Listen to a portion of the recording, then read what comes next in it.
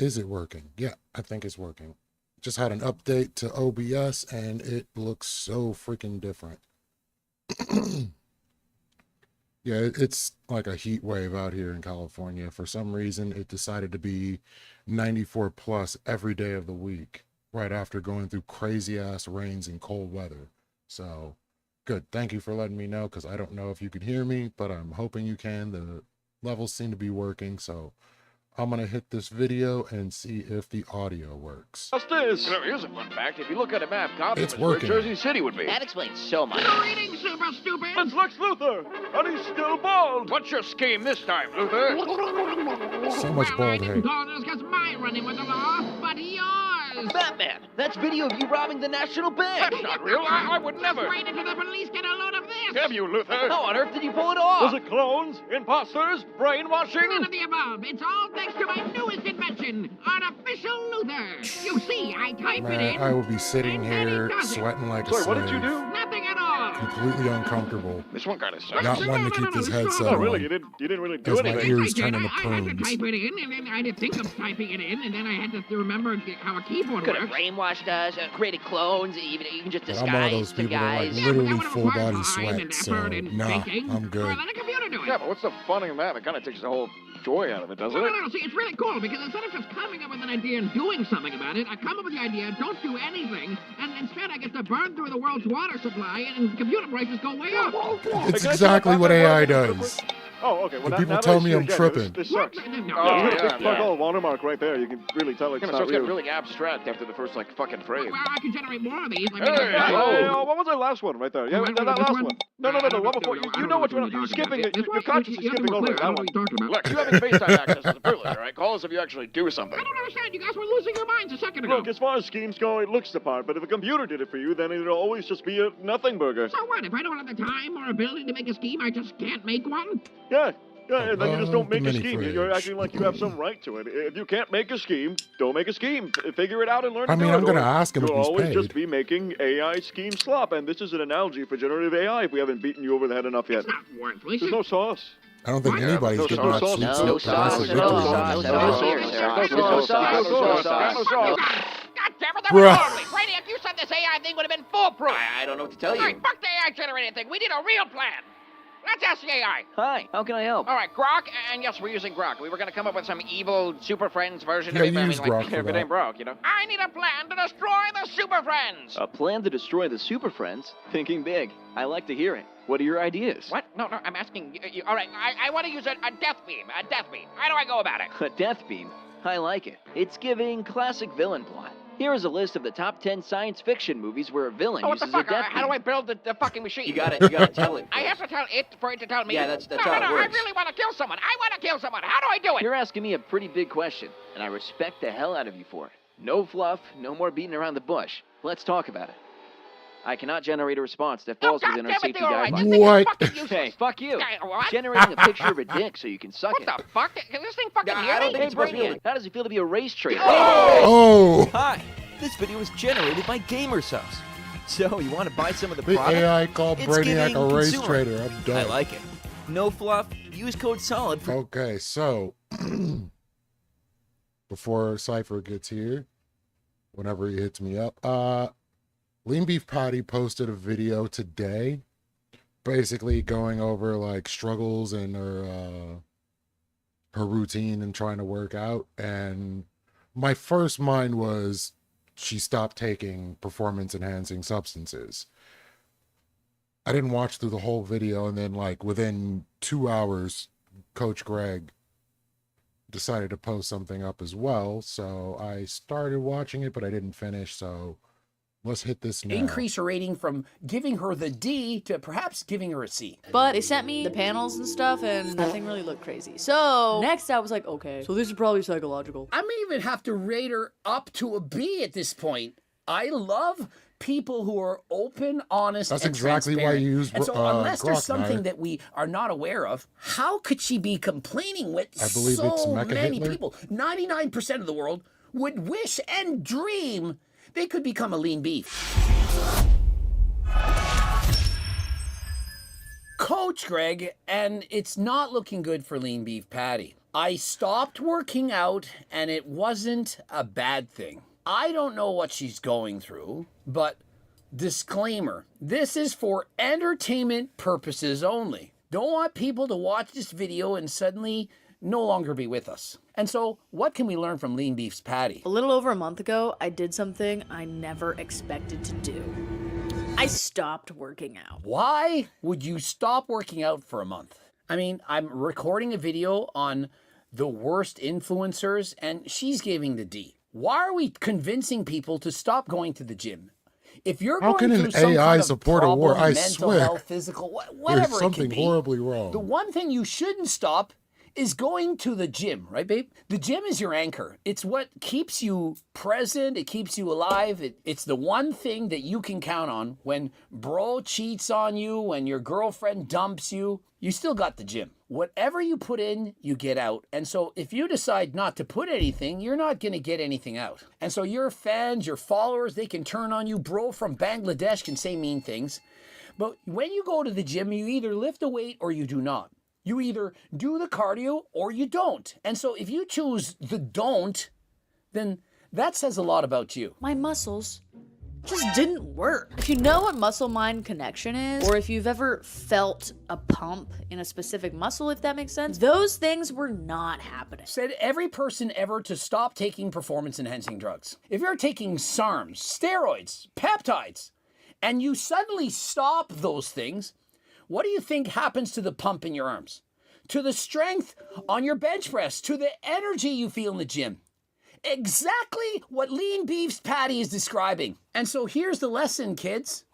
Don't take steroids in the first place. Take Turk Builder Max instead. And so rewatch those 8 Never seconds waste with a the moment thought to get a good process plug. that she hopped off. I am feeling so particularly terrible, I decided I need to go get professional help because I'm truly suffering. And so because she couldn't get a really big pump, she was losing strength, she decided to go get medical intervention. Go to the doctor, perhaps get some blood work. Remember, if you're interested in getting your blood work, you can go to AlgoRx. Perhaps your testosterone levels are down. Perhaps you need enclomiphene. Perhaps you need HRT.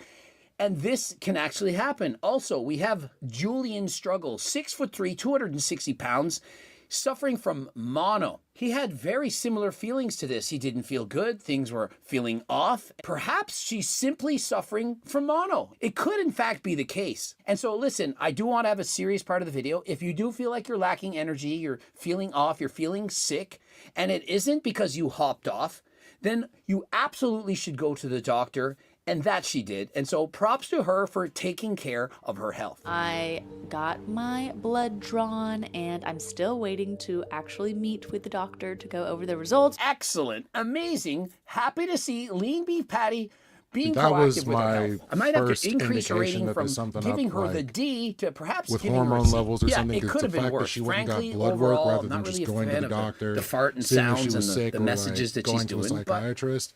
Getting your she's blood not work that done bad. first But they sent lets me me think, panels and like, stuff and nothing really stopped looked taking crazy. something you So were next taking I was like, okay, so this is probably psychological. I may even have to rate her up to a B at this point. I love people who are open, honest, and transparent. And so for her to come out here and say, look, there was nothing wrong with me. It's all in my head. You got to give her props for that. I mean, she didn't have to make this video. She didn't have to say that she's had some form of a mental problem. Depending on what you're going through, perhaps you're being stressed, you're depressed, your loved one breaks up with you, perhaps somebody you know is not feeling healthy, they got cancer, who knows? That can affect you, can increase your cortisol levels. So somebody lost her baby, she was giving an antidepressant, and suddenly life was so good. Only thing is, are you really happy? Or is that the drugs making you feel like you're happy? And in this world, oftentimes, people are going to go through some tough shit. Whether it's breakups, whether it's your health, mental health, whatever. And the doctors, they then prescribe you these antidepressants, check it. of which Thank you. many of you don't actually need. Maybe it's because your testosterone levels are too low. You're not eating enough, you're obese, you don't go to bed on time, you're stressed. whole host of reasons can lead to these lower levels of testosterone. And so the doctors then prescribed you said medications when all you needed was to increase your testosterone, either It's through using the diet, codec. exercise, I'm sleep, guessing decrease in the stress, video is just way or too loud. maybe, just maybe, enclomiphene or HRT. Now, I'm not a medical doctor. I Hopefully can't that tell you what fixes to it a do bit. or to not do, but you can, in fact, go to Algorex. You can get your blood work drawn, and doctors can prescribe you whatever it is that you need. If you need GLPs to perhaps help you to lose some weight, perhaps you can't get harder than last time, Dude, and the that's causing some GLPs are depression. crazy Please for go people get right now. medical help if you need. Code Greg for 10% off. Which kind of Like sucks. I've been hearing a lot of people, well, their significant others are taking the GLPs while working out too much or not working out at all and using it as maintenance doses when they're not overweight in the first place. And it's like becoming like a new version of an eating disorder. So I think these things, much like Fin and other substances people were using over time, is going to end up off the market to the degree it's been on the market. But I've had psychological experiences.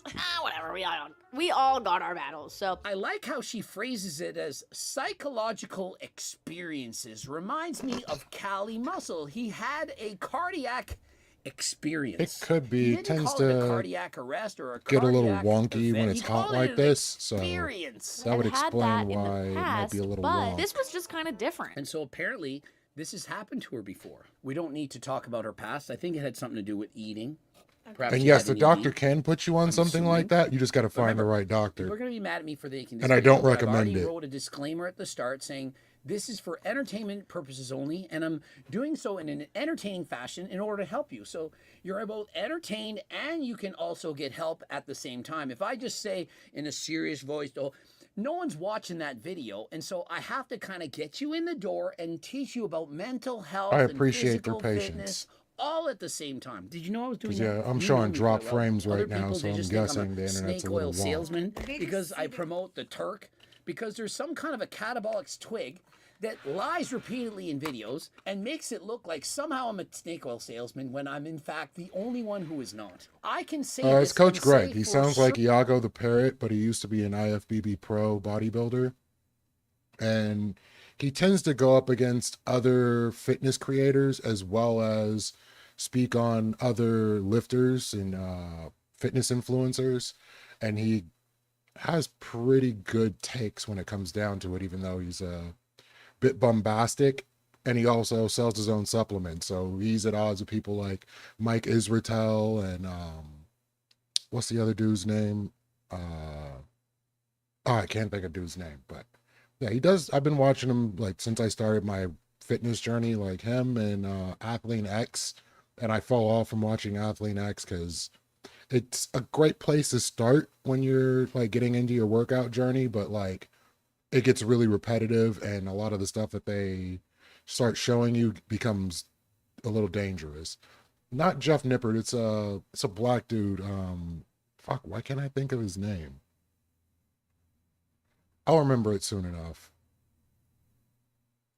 certain that it's not snake oil because I've had all the testing done. I've spent the thousands of dollars with chain of custody proving that nothing that I'm saying is a lie, so that if anyone ever brings me in court, I am guaranteed to win. I've got the lawyers, I've got the chain of custody, I've got the tests, and so when you buy a Juga Turkistanica, which has a money-back guarantee and a $50 gift card, I can promise you, I can swear to you, put my hand on the Bible that I'm not selling snake oil. And so if you're interested, of course, purchase the product. And if you don't want, I don't care. I've already got enough money to buy 10 times over what I've already bought. Phase 1. The reset. This part of the plan was meant to be days 1 through 4. It ended up being like a full week at least because right now there's some bad flu What going is around. dude's If name? you combine not feeling so good, having Larry an Wheels. emotional experience, perhaps you're depressed. Yeah, Larry Combine Wheels. that Thank you, with getting Fister. very, very ill. And thank sick. you, Naya. Perhaps you even got that C word, a cold. Tiny That's guy, gonna make your weak, list go down. Larry Babe, how often do I Wheels. get sick? Every 2 months or so. Pneumonia, bronchitis. I'm in the hospital. I'm in Dubai, going to hospitals. I can barely walk. collapsed lung. I have asthma from when I'm a kid. How many days off have you seen me take from the gym? Maybe only like one day when you're actually at the hospital. Other than that, Yeah, like hospital day. yeah, hospital day. I'll take the day off. When I get really sick with pneumonia, I have to like lower my intensity in the gym. Remember on the cruise ship when I had pneumonia? Guys, it's hard for me to not go to the gym. And so I wouldn't advise you to just take a month off. Oh, it's just a month. A month turns into a year and a lifetime. That's how it all starts. Those are famous last words. I'm just going to take a month off and I'll get back to it later. You know, once this stuff is all over, it's a bad idea. Stay hard. Mr. Scott, stay hard, brother. I'm more in line with David Goggins. You may be the sympathetic kind. No. Body positivity, mental health positivity, whatever positivity. Whatever you want, do you. I think it's better to not go all mental health and all that shit. Now, if you edit. Yeah, let me see if I can find this. Yeah. You seen Greg's video reacting to your live stream? I have, and Greg has other things to worry about. If I was Greg, first of all, since he wants to give relationship advice, I would take his girlfriend hand and be like, babe, we have to talk about something. She's like, oh, what happened? I'd be like, I mean, we're just naming people that are on and off steroids on a regular basis. So, like, I have nothing against plastic surgery, clearly, and fillers, but she looks terrible. Damn, shots fired. You seen Greg said video? so yeah, there's like beefs all over Clip, you might think I'm a every bad single person, industry. But what I'm saying is, for the benefit of your mental health, you need to keep the physical health at bay. You need to be active. If you suddenly take out the physical, the mental goes with it as well. I would And say so most of the think you need to bodybuilders do are both. not great You can runners. work on your mental and your physical at the same time. They are all conjoined, like twins stuck at the head. As Mepsigram is saying, you don't just do one without the other. You structure it within your day. I'm still going to go to the gym. I'm still going to dedicate this hour. Perhaps it's going to be half-assed. Perhaps it's a deload. I'm going to still try, but I'm not just giving up. Just because you're not setting PRs in the gym, because you're not training harder than last time, because you're not getting a bigger pump than ever before, doesn't mean it's time to give up. If that were the case, everyone on performance-enhancing drugs, when they stop, then none of them will be going to the gym, because trust me, you're not gaining muscle size and strength as soon as you hop off. What would our journey to healing be without reconnecting with nature? It just feels like extra levels of healing. Guys, you have to dress how you feel.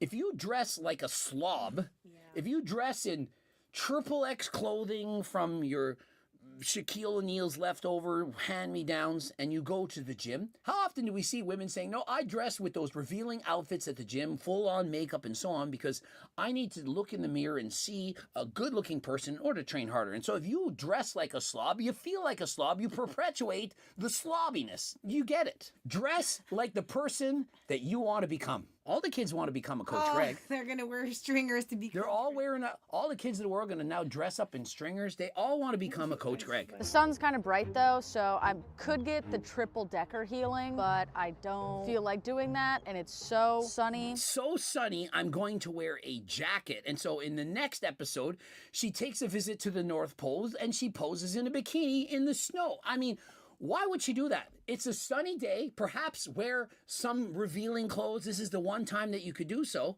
You know, she wears as revealing clothes as last time when she's in the gym. But when the sun is shining down on you, you're absorbing vitamin C, vitamin D. What are the vitamins you're absorbing in the sun? She's getting the D from the sun, and so she's avoiding the D. The solution is lean beef patty needs to get more of the D. The walks were actually not bad, but not easy. Another day, another walk. Oh my goodness. Was it not easy because you're covered from head to toe with triple extra large and it's causing you to sweat and you're not feeling good? And by the way, should a walk feel easy? Zone 2 cardio, 150 minutes a week. For a lean beef patty who's fitter than last time, walking is zone 1. And so she does in fact need to pick up the pace in order to get those cardiovascular benefits. And so it shouldn't feel totally easy. There should be some form of there should effort. be some But with that inclines effort, and you feel the declines that are rewards. For going to example, increase the zone. 103.7 kilometer bike ride I did But a yesterday. walk can get that it I did done. in 2 hours and 33 minutes and 53 seconds, give or take a few seconds. That was easy, but it was kind of hard at the same time. It was harder than last time. And so for the rest of the day, my legs are kind of sore. I felt like I'd worked out. And so although it was kind of easy, I'd only burned off 1,930 calories during that ride. It was still an effort. And so with effort, it comes a reward. If I had just said, oh, I'll just spin at, I don't know, 70 watts, what would be the point? I mean, it would be better than nothing. Sprints are Would it be definitely the worth best. doing? It's up for debate. No dieting. I just ate what I wanted Like, to eat. if you This can get meant away my with doing meals HIIT should cardio, just you're be probably doing balanced great with the work because you can shorten your macronutrients. workout So I didn't track dramatically. it. I tried to just really relax. Yeah, But you most can people use all will those apps. They're good. They can help not you be with feeling tracking really good calories. after doing HIIT But cardio. once you know how many calories in the foods that you're eating, you just eat. If you're fat, you eat less. If you're too skinny, you eat more. If you're ideal, if you're perfect, like Coach Greg, like Mepsigram, you just eat whatever comes to you. Now, in looking at lean beef patty, literally, her name says lean. She doesn't need to worry or stress about all the foods that she eats. You think she needs to track, oh, I was 632 calories for breakfast and 472 for my lunch.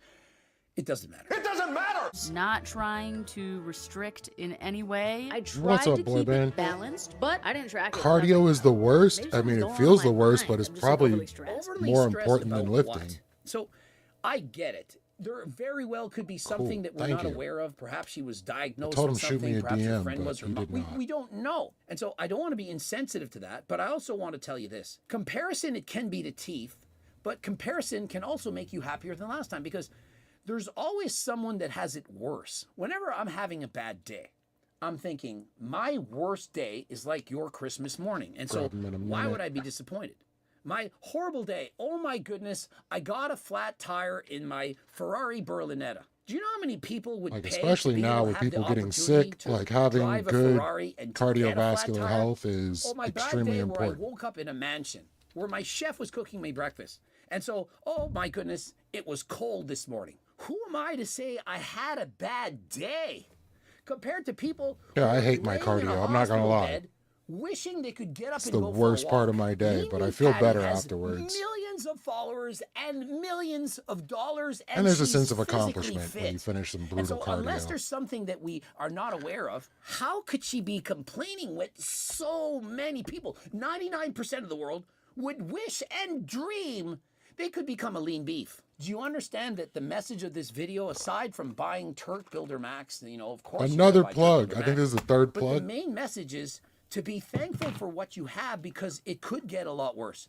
I don't care how bad it is right now. One of you out of the hundreds of thousands of people watching this probably got it real bad. There's people that got it real bad more than you. You got stage 3 cancer, somebody has stage 4. You had 1 heart attack, somebody had 2. Whatever is happening, be thankful that you're alive because someone else out there who is no longer alive would trade places with you in 1 second. Instead of complaining, be thankful. Experience. All right, grabbing Cypher.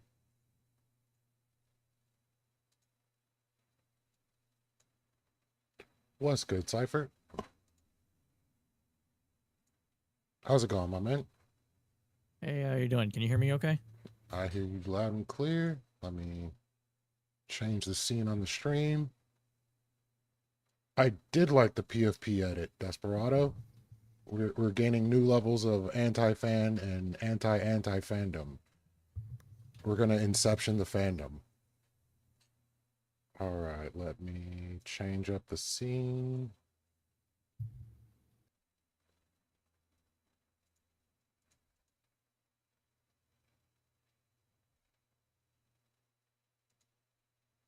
Cool.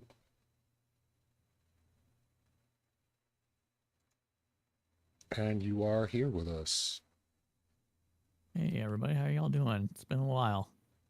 We chilling. Yeah, people were surprised to see you're still on the No Kings protest situation. Let me get my camera up. Do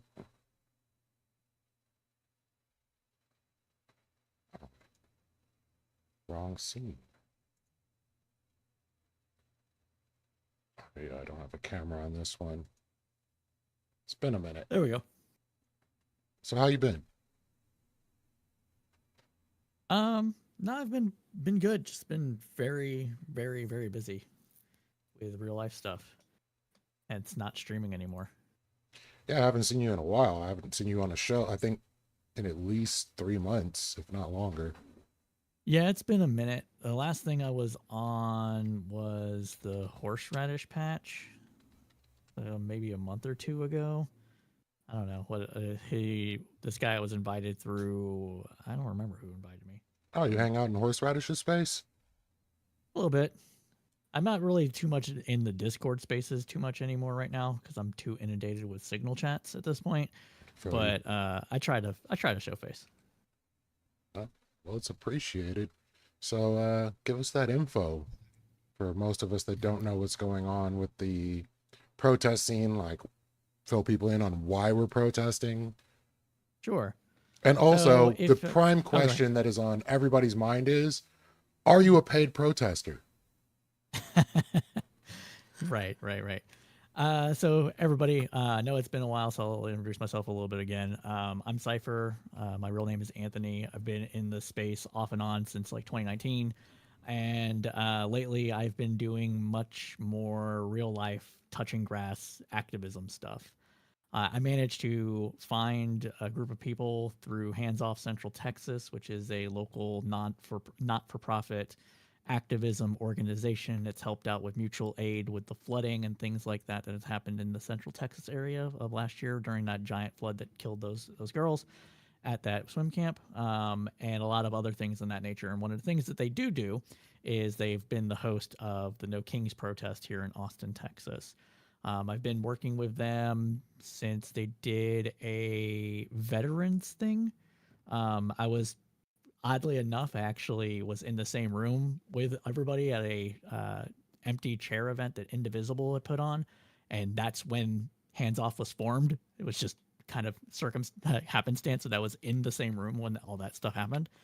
But to kind of like fill everybody in about like why this is happening, it's the whole No Kings movement thing is taking this idea that if you have 3.5% of the population, it is against a leader, that leader will end up toppling. It comes back from like the Revolutionary War and a couple of other things, different protest movements and revolutions of the past in various different cultures. And their goal is to get 3.5% of the population activated to protest the trampling of our rights that is happening in the United States, whether that is, people going after veterans for different things, like that guy that had his arm broken for free speech, or the Medicare and Medicaid stuff cuts that happened on the last year under the Trump bill budget, and all that stuff in there. Hence the name Hands Off our veterans, hands off our rights, hands off, all that sort of stuff. That's a lot of words. So one of the things that they've been doing, that Indivisible National has been doing, has been putting on the No Kings protest since No Kings won back last year around, I think it was April 14th or so. And they've just been doing this, basically twice a year since, in order to keep up the momentum. And they're looking to do it now. Everybody there's ones that are happening across the world, but in the United States, every one of them is happening on March 28th.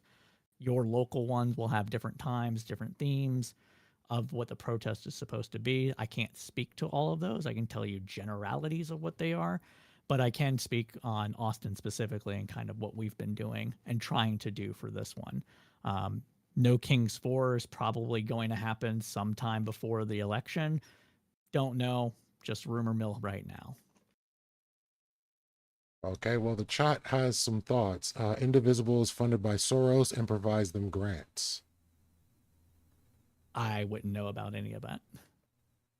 Fair enough. So it wouldn't surprise me, to be honest. Like just full disclosure, like it wouldn't surprise me. It's just we aren't getting any grants from them. This is like the amount of money that we had to raise for No Kings 2 was right around $35,000 or something like that, from all the permitting, having to pay for police presence, safety, the venue, the street closures and all that stuff, sound to make sure that we could announce emergencies as well as have different people speaking on stage, and that sort of stuff. So we had to raise that money on ourselves. Oh, and porta potties, obviously. Yeah, I was We had to actually raise that going to money ask ourselves. you if you can expound on the fundraising process that goes into these big projects that have been extremely successful from what I've heard. Yeah, I can, like I said, I can only speak. I'm not one of the fundraisers, so I can only speak in generalities on this. But we have, when we put on No Kings One, we basically created an emailing and a mailing list that is, I think it's around 5,000 people or so, and most of the funding comes from just regular people that have money to fund these sort of things. Some of the partner organizations that we've worked with have also been able to potentially give us some money, and we've also gotten some in-kind donations. So our sound people might have given us a discount on that, stuff like that. And that's good to hear. So what exactly is going to be happening at this protest? Like, where is it going to be held? What's the expectation of turnout, and what is the goal? Yeah. So I can speak to Austin specifically, and then the other ones broadly. So in Austin specifically, our goal is to basically be the on-ramp to people getting more actively engaged, civil-mindedly, with different organizations that focus on local issues.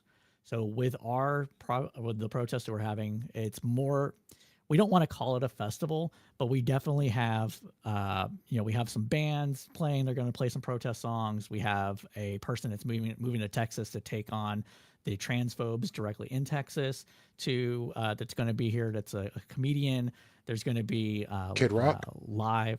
I'm sorry, say again. Kid Rock. Yeah, Kid Rock. No, I believe the person's name is Joe Ellis. They are a trans veteran turned comedian because they were kicked out of the Air Force, I want to say. Don't quote me on that because I just learned about this person like last week, so I haven't looked them up too much. But we're going to have that. In addition to that, and the more central point is that we have around, right as of last count, about 76 different civic organizations that run the gamut from the lib left spectrum on everything. We have mutual aid organizations. We have people that are focused on education, labor organizations, Third Act, which is a retirement people's organization. Just a whole host of different things. I couldn't even list them all because we're still getting people to onboard with us for this, and they're going to have teach-ins, and they're going to have actions that you can get involved in directly for the community within the next 30 days of this event happening. So we are basically taking our giant crowd and shoving it at these organizations to help increase momentum and participation in direct action, not violently, but direct action, direct protest, direct mutual aid, and that sort of thing. We're also going to be, there's a group that's going to be having a bake sale essentially on the grounds to raise money for homeless people and other people in need as well. So how do you deal with the perception that many people in America have around these protests, and that it gives way to looters and rioters and other violence that is going on? Yeah, so we've actually done our due diligence to prevent that from happening by essentially moving away from prime targets of those kind of people into more generalized controlled environments to dissipate any kind of action that might happen. One of the things that we did for No Kings 2 is that we did start at the Texas Capitol, but then we marched about 2 miles to a place called Auditorium Shores, which is a giant park within Austin, Texas. And during that march, that tired people out, and we had things for them to do at Auditorium Shores in order to prevent anybody from, as much as we can from, taking to violence and any kind of like property damage, graffiti, whatever the case may be. There have been people on the far left that have called organizations like ours like sanctioned parades because we have very much had an eye towards safety, to keep not only our participants safe, but also make it as a broad coalition as possible, allowing people to come in regardless of what their age, demographics, anything might be. So it does have a broader spectrum of kind of participants than you would see at necessarily like specifically an ICE protest, for example.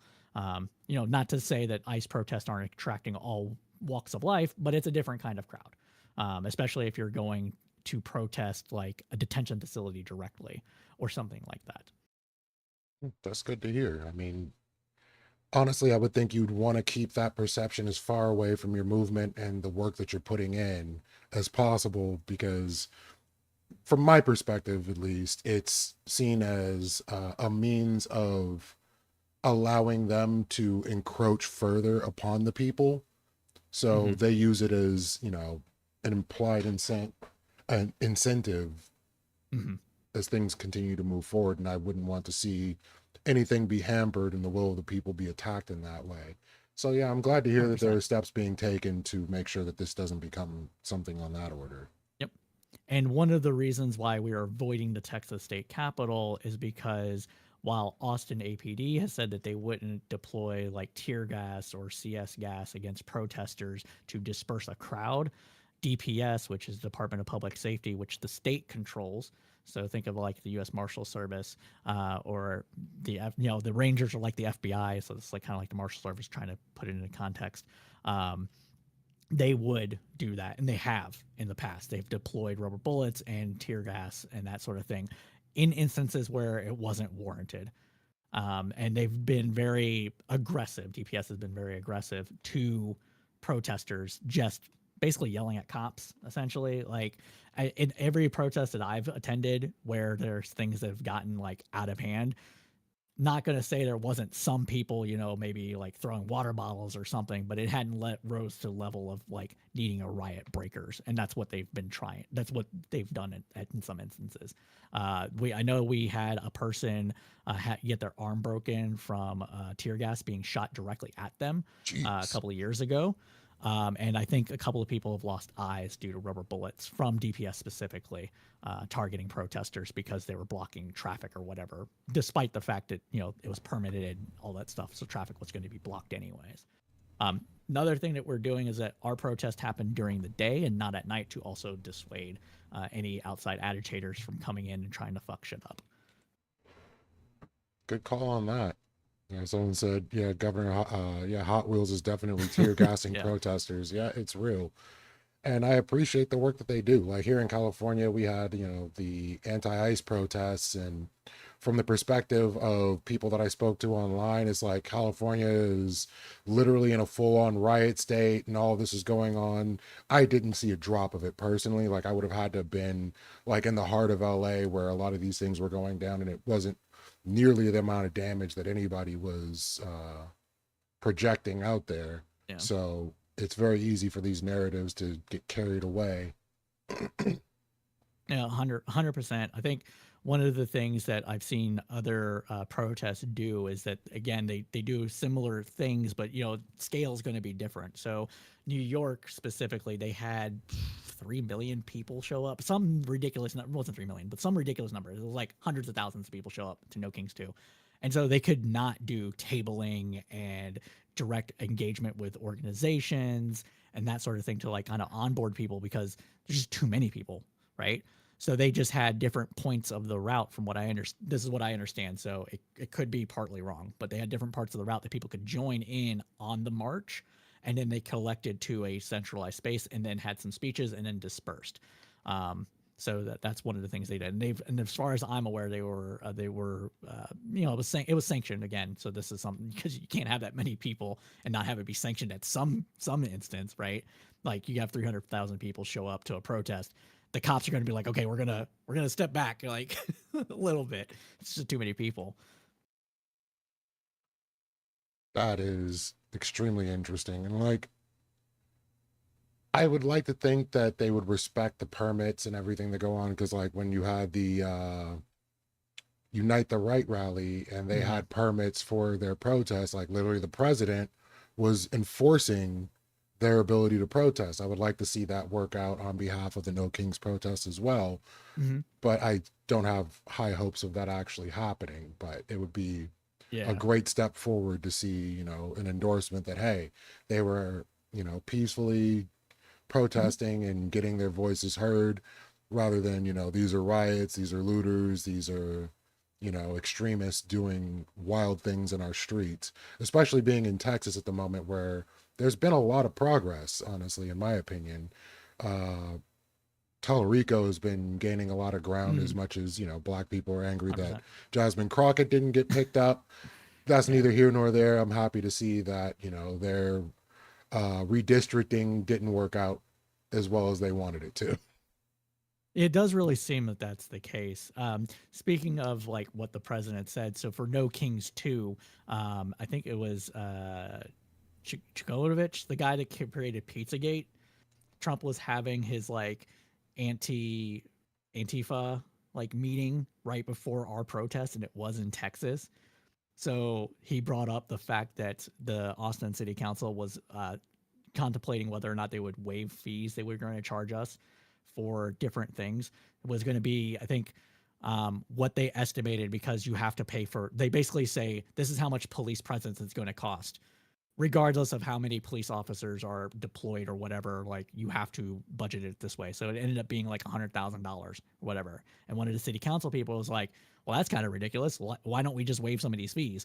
And so that guy, the Pizzagate guy, I can't remember his name. I think it is Shanovic. I think it's his name. But he brought up to Trump like, oh, what do we do? There's an anti-Trump protest. What are you going to do? And Trump was like, I don't know, sue him. And so like that brought national attention to the Austin one specifically. And so like Indivisible National was like, oh, do you need our help? Like all this other stuff, which was kind of funny, but it ended up being really good for us. Not because we had already made contingency plans and things like that. But we definitely had more people come out because of that national attention. And like I said, it was just a great, like No Kings 2 was fantastic. We had Beto O'Rourke speaking. We had Greg Kassar. We had a man named Dan Weber, who's a former Marine turned like essentially like socialist, like you know the kind of the person that got disillusioned with everything that America's done. They're super patriotic, and now they're super patriotic, but in the opposite way.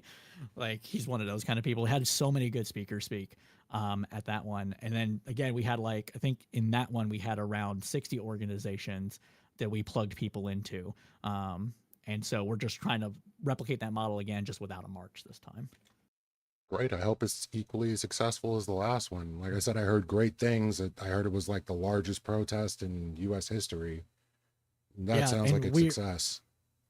We're expecting, so I think it's partly the time of year that this one is happening at, but there hasn't been as much like national media attention to it that's been going on. There's not been much alt media attention going on to this one.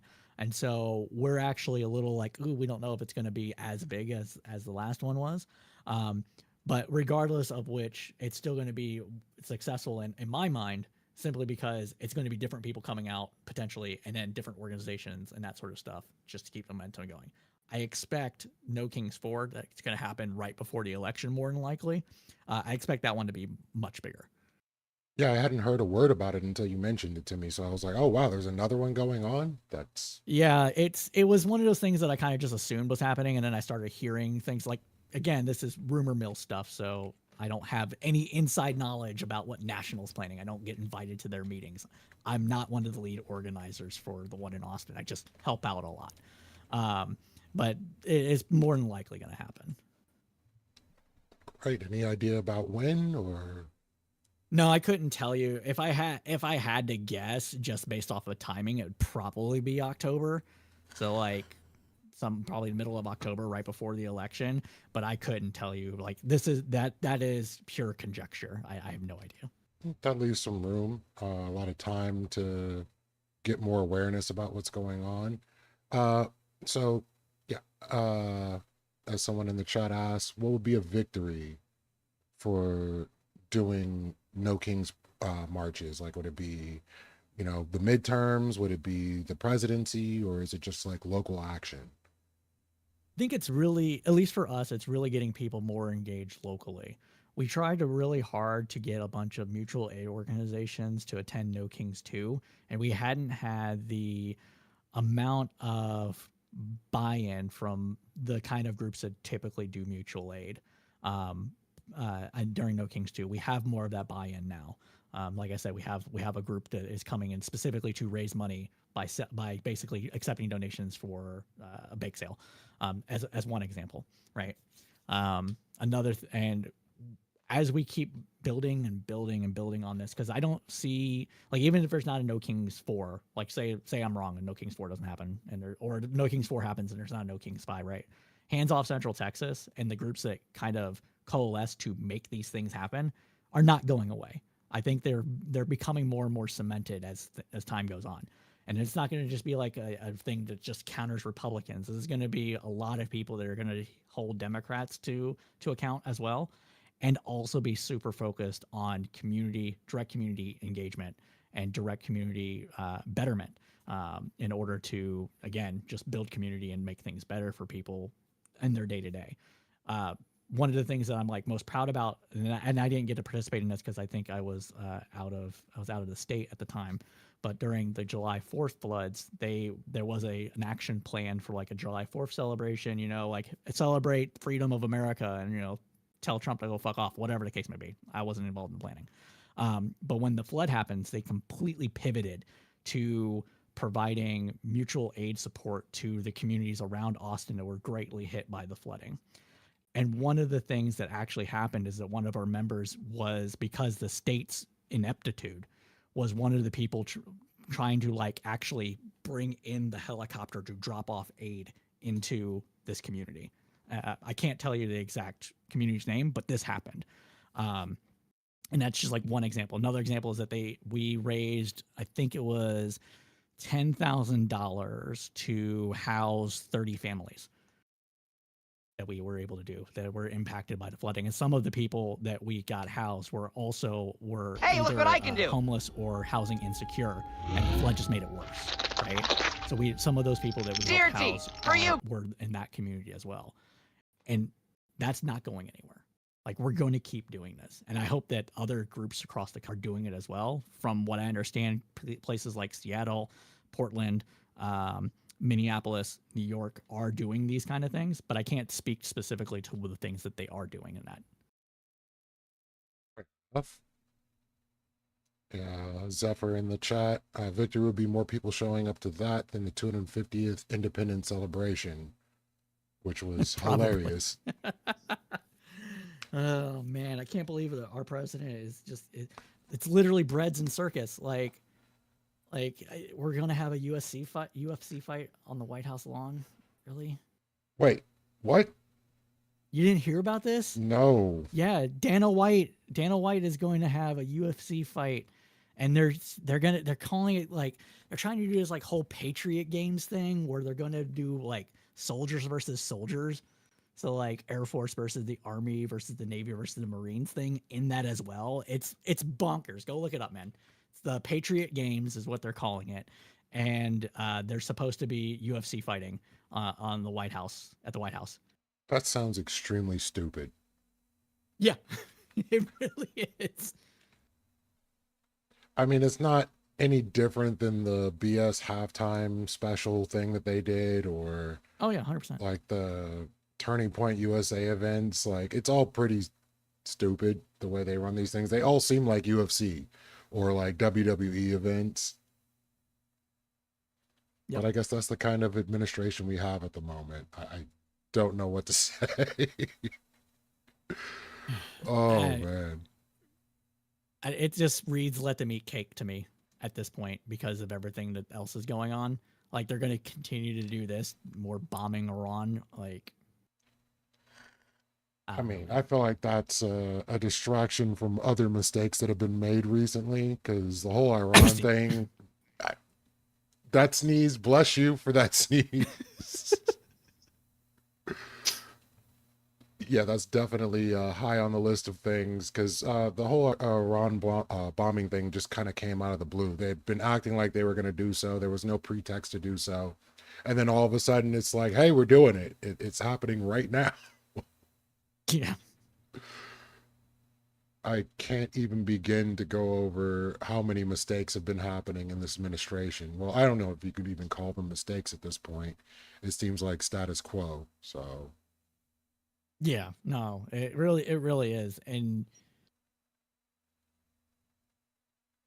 yeah, there's just too much influence from too many different places and too much dumbassery happening at the same time. I'll just leave it at that. So, like how, in what way do you think No Kings has progressed anything so far? Like we've had one of the most successful protest marches in the history of the U.S. Like what has come from this particular movement? I think some of the so the way I describe No Kings broadly is that it's like an on-ramp to political engagement from the lib-left coalition, right? People that show up aren't necessarily going to be conservatives, even if they're anti-Trump, because there's just too many things and people there that they disagree with, right? But your normie aunt, right, that would be considered a liberal wine mom, for example. Like I don't know, they listen to MSNBC or MS Now rather, and they've been active in their church, and they just really feel like they want to do something. They come out to something like this. It lets them know that they've done something similar to like how there was March for Education, the Women's March in 2016, March for Science, like all that stuff. And the difference between those marches and this is that it's a lot more engagement being done. So, for example, one of the things that happened at No Kings 2 in Austin is that the League of Women Voters Austin, which is one of the partner organizations, actually had a couple of people in the march crowd going around and registering people to vote in that march. We got 150 people registered during that march. Nice. Out of like the 40,000. Like the fact that it happened during the march itself is just right. Like that, it's like 90 degrees outside. They're running back and forth. They're collecting people's information. They're keeping track of like who's being registered, checking, making sure that they can vote during that march. And then when they got back, when we got to Auditorium Shores, League of Women's Voters was there again, and they registered even more people. And I think the total was like 250 people or so that got registered to vote. So that's just one example, right? So that means we ensured that 250 people had their credentials and up to date so they could vote in the midterms. We had partner organizations. So we had one that was I forgot what the name of it's called. It was like what the name of it was, but essentially it was an organization that was created in order to increase public transit in Austin. They had more signups during that event than any time they had in the last 2 years, is what they told us. That's incredible. People to go in and come in and like help get more public transit into Austin. We had Austin for Palestine, some group like Austin's for Palestine or whatever. They had an interactive art project that made people more aware of what was going on in Palestine, what Israel was doing in Palestine. We had Greg Stoker, who was on one of the flotillas trying to block the blockade, or trying to break the blockade to Gaza in order to deliver food to Palestinians. He was one of the people that got arrested by the Israeli government and was released like after 3 weeks. We had him speak there and was able to talk about what Israel is doing to the Palestinian people. How many normie liberals were at this thing that didn't have that direct connection to things that in real life to what is going on the ground, just hearing it on the news, that were like, oh, I felt a certain way about this, and now I feel a different way about it. Maybe they're still thinking Palestinians are doing some wrong stuff, but they have a better understanding now of how Israel is actually treating the Palestinians and what Israel will do to American citizens that are trying to help out children, trying to help out people that are starving in Gaza, right? It's all of those kind of things that I believe are actually going to help sustain people going forward and keep people actively engaged and not just be an anti-Trump movement. At least that's my hope. And my other hope is that from all of the stuff that people like us have been doing in Hands Off, people like League of Women Voters, Indivisible, all of this basic building blocks of institutional knowledge in order to activate people, to get involved, to sustain a movement allows our civic engagement, our independent civic engagement, civil institutions, our civil society to actually have its foundation reinforced and built up. So one of the things that I'm hoping to do from this is that I'm actually trying to create a documentary that will be a blueprint to give to other people. I know I'm not the only one doing this. I can't believe I'm the only person that's come up with like this idea to like, let's document what we've done and turn a blueprint over so more people can do it. So there's going to be somebody else like me, right? And all of those things are just going to keep pushing us forward to build something better. Noble cause. Well, I'm glad to hear that there have been some advancements in the situation as these protests have been going on, because like usually there's no reporting or no explanation of like what these things accomplish. It's always viewed as, you know, some form of chaos being put forward against America itself. So to know that there is positivity coming from these movements is a great thing to hear. Yeah. No, I agree, and I just hope that, like I said, I know a little bit of what's gone on from other ones. My wife, my partner, they went to the one in Atlanta that happened for No Kings 2 because they were actually following a band around. So they were in Atlanta to see family and also see a band, and they attended the one that happened in Atlanta, and it wasn't the exact same thing that we were doing, but it was decent. It was close enough that we could say, yeah, they're on the same page, right? I just hope that continues. I hope, like, if National is talking to us or if other groups talk to what we're doing, I hope it gets replicated. Yeah, as much as people have become blackpilled with the current situation, it's good to know that there are people that are organizing things to give people an ability to go out and make their voice heard and feel like they have some, you know, forward motion and ability to contribute to what's going on and making the world, well, making this country a better place for them. So that's great that you're trying to put together a blueprint so that these ideas can be expanded, because the will of the people doesn't seem to be being respected or put forward at this point. Yeah. As you can see with a great many actions that have been taken, even recently. Yeah, I expect there to be more anti-war stuff at this one than there was at the last. No Kings 2 happened before Venezuela as well, so there wasn't. This was like back in October, so it was before a lot of the super crazy stuff that Trump did. Minneapolis aside, like that was the beginning of the craziness, I feel like. But aside from Minneapolis and the immigration stuff, it hadn't gotten to the point that it was hitting the world stage very much. Yeah, there have been a lot of crazy things that have happened since the last No Kings protest. The Venezuela stuff, of course, wasn't going to be the end of it. And it's crazy that there hasn't been more of an uproar about it since it happened. But as long as you keep the problems coming, it's going to be hard to focus on what happened before. Yeah, and nothing bad happened to us from it, right? No one died. Seemed to go off pretty well. There wasn't any long term because the regime is still intact, so it didn't become a regime change war. Not surprised the American people aren't really up in arms about it.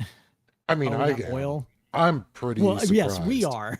We are. Oh, you're surprised that there hasn't been more pushback? Oh yeah, absolutely. Like the idea that we destabilize a region, there was no clear expectation. Like, was it about the oil? Was it about regime change? Was it about, you know, this individual in particular? Like, there was no concrete anything as to why the actions were taken in the first place. So, like, I would have expected to see, you know, kind of like what happened with Putin in the Ukraine situation. Like, now our president is on the list of, you know, most wanted. Right. I'm not pro-Israel, but the enemy of my enemy is my friend. AIPAC shutting down Marxist is a W in my book. When did this even happen? I think he's talking about all the Illinois victories slash losses the other day. Oh, Or they I'm are. unaware of what happened there. I can't pronounce it. Abazgal, I think that's how you pronounce her name. She's a Palestinian American journalist turned congressional candidate who is very progressive, very anti-Israel, but in like not the racist kind of way, anti-Israel, not hiding behind that facade, just actually anti what Israel is doing. She lost, and a lot of people chalk it up to how much money AIPAC spent in that race. I chalk it up more to the progressive coalition was split between like 4 candidates, and they AIPAC did spend a lot of money in that race. They even admitted to it on Twitter. They just said, we stopped this, right? But they also spent a bunch of money against the guy that won because he wasn't sufficiently pro-Israel enough. He wanted to condition offensive military aid to Israel based on what Israel is doing currently. And as soon as he did that, Israel's like, no. And so they started promoting a different candidate. But that candidate lost. That candidate got 3rd, I think. So, or it might have been, I'll have to double check. It was within the top 4 that candidate did, but that candidate also lost. So did AIPAC cause her loss? I don't know. It was certainly shitty. Everything that you heard negative about Chorus and progressive victory, that was all happening in this race and all of the races in Illinois this past weekend or this past Tuesday. There was a bunch of that stuff happening as well. Thanks for filling me in. And Jack said Abu Ghazali. Yeah, Abu Ghazali. Okay, yeah, this is the first I'd heard about it, but I wasn't paying attention to a lot of politics recently, so yeah, I was too much in the personally, I was too much in the Texas stuff to really pay attention to what was going on elsewhere. So honestly, that's what I was focusing on as well. So I don't fault you for that. I was looking directly at Texas because it's great to see a state that we assume there's no way we're gonna get any ground in, all of a sudden starting to look more and more blue. Yeah, no, it's a great feeling. There is a lot of, I will say, online bad blood. I haven't experienced this personally in real life about people being really torn up about how that race went between Jasmine Crockett and James Talarico. But I would be lying if I said that my bubble also wasn't small. So I don't have many people that would have problems with that because my bubble is now a little more left than it used to be. It's more the black political circles that take issue with what happened with Talarico and Crockett, which I don't think now is the time to really be as concerned about that. But once turn this light on. Yeah, I've been paying attention to what they've been saying online, and if they weren't a political influencer, if that wasn't their main thing, right?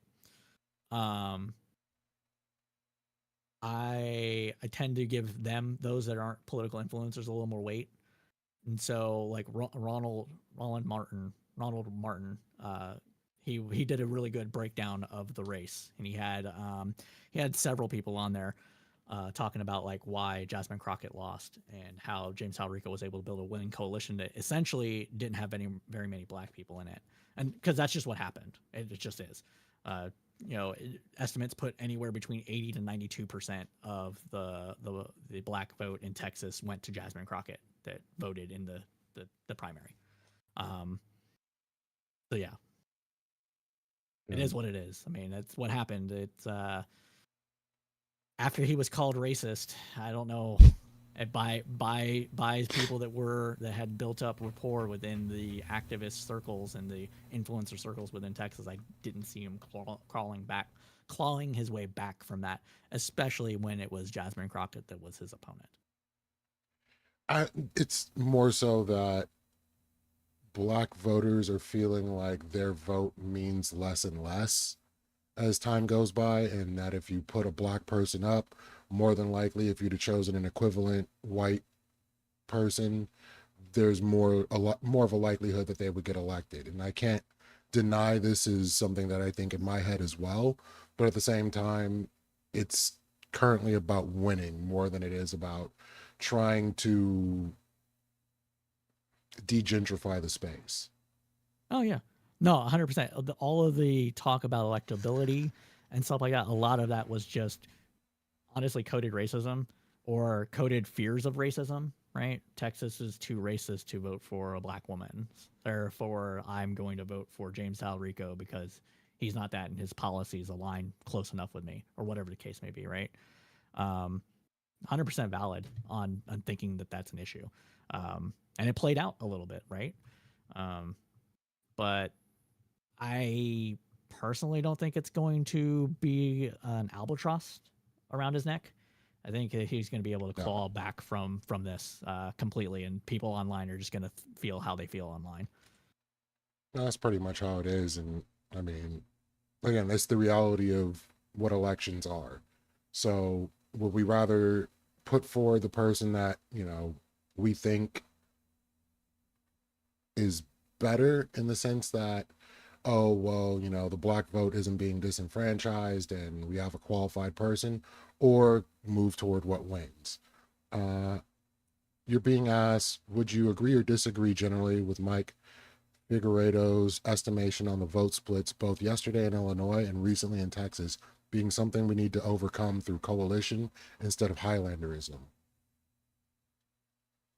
I actually don't know who Mike Figueroa is, but what is Highlanderism? Is that just basically there can only be one? Is this an actual, like, the Highlander thing, or?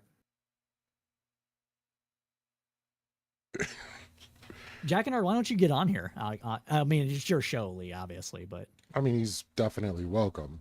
The Humanist Report, I would just have to re-add him to the server because he leaves after he comes on every time. So, which I don't mind doing, but I also don't mind just reading the questions and not expecting super chats or anything to do so. Yeah, no, I got you. I think, Jack, if what you mean by this is that do I think that the vote splits specifically among black people and everybody else, and this actually went back to Mandani.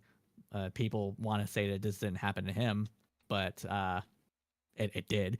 That I think what we're seeing is there is partially a concern among especially older people about what can and can't win in a certain race, and that very much heavily played, I believe, in Illinois. And then within Texas specifically, Texas is actually, like, its Democratic Party and its Democratic base is a bit more progressive than the national average. And I can say that as a person that's participated in different Democratic politics in different states, Indiana, a little bit in Vermont when I was in college, and a couple of other places that I've had friends in and been very close to, and Texas, Texas being the one that I've spent the most time in. And we're pretty progressive. And so when it was Jasmine Crockett versus Talarico specifically, a lot of the progressives were actually split pretty evenly between the two of them. But the ones that were more along the lines of, I want to call Trump voters racist, fascist pieces of shit, those people were behind Crockett 110%. And they weren't moving. And I think a lot of the backing of Crockett came from a lot of that, and also the amount of goodwill that she was able to build up by being a sponsor of Medicare for All, being a lawyer and being able to take Trump on directly and that sort of thing. I think that really resonated with a lot of people, and the people that were more along the lines of, like, I'm tired of, like James Talarico's line is, I'm tired of hating my neighbors. I want to be able to have fellowship. He doesn't say fellowship, but that's what he's getting at. I want to be able to have fellowship with my neighbors. I want to be able to take on the richest 1% of the country and get rid of all these other divisions and kumbaya kind of a little bit, right? We're focused on his line is, trans people are 1% of the population. Immigrants are like 1% of the population. They want us to focus on the wrong 1% of the population while they try to pick our pockets. And I think that resonated more with people that are a bit more progressive than even what Texas's average is. And I think that combined with his religion and his reach out to the Latino community directly and specifically is what brought him over the edge. Now, with all that said, there was a lot of stupid racism going on in this fucking primary. I'll just be honest about it. And it was coming from everybody. Tallarico is read as more moderate than he is because his mannerisms, his demeanor is very much mild-mannered. That doesn't mean he's not a fighter. It just means that he speaks in a different way. And he's white. And a lot of people are reading him as not being the overly progressive person, despite the fact that he said things like, God is non-binary, trans men need abortion care too. I see Jesus in the immigrant. Our diverse nation is a reflection of the kingdom of heaven. Like all this stuff that's very progressive, but in a religious lens, was not viewed much in this race because he's white. And I think Crockett was seen as a lot more progressive than she is because she's a black woman and she's fiery and she throws bombs. And I think that had a lot to do with the race, the way playing out the way that it did as well. And that's what I like about her, honestly, but when it's done by certain people, it's viewed in a different way. So true. It's something we just have to deal with.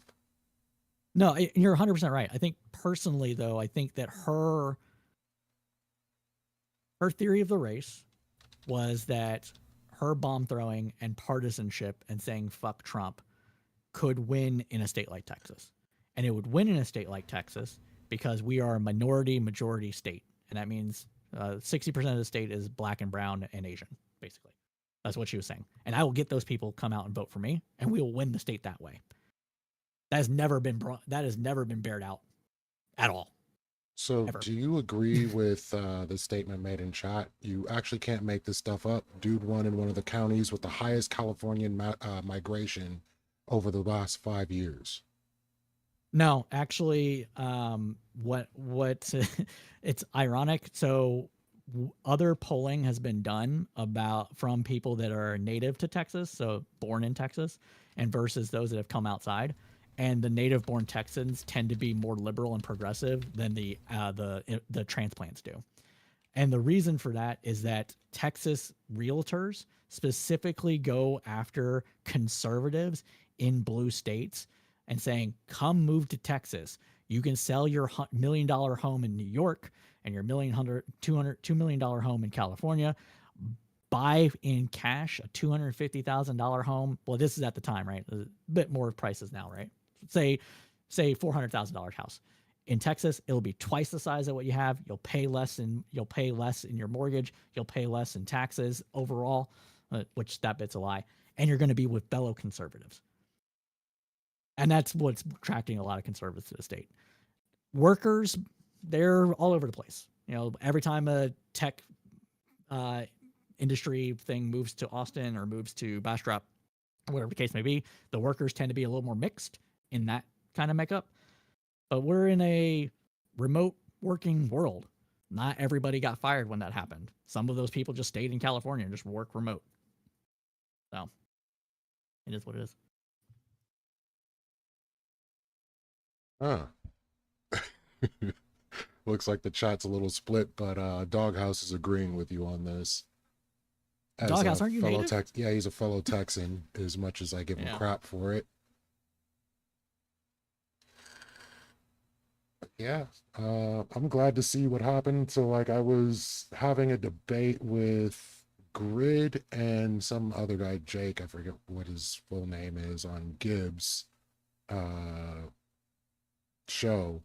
And I was pointing to the large Hispanic turnout for the primaries that were going on. And so, I don't think it's primarily about the transplants as to why the voter turnout was what it was.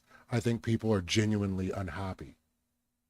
Yeah, when I was that Tarrant County special election that they flipped, it was like a Trump 30 plus, and it went 11 plus Democrat in the special election.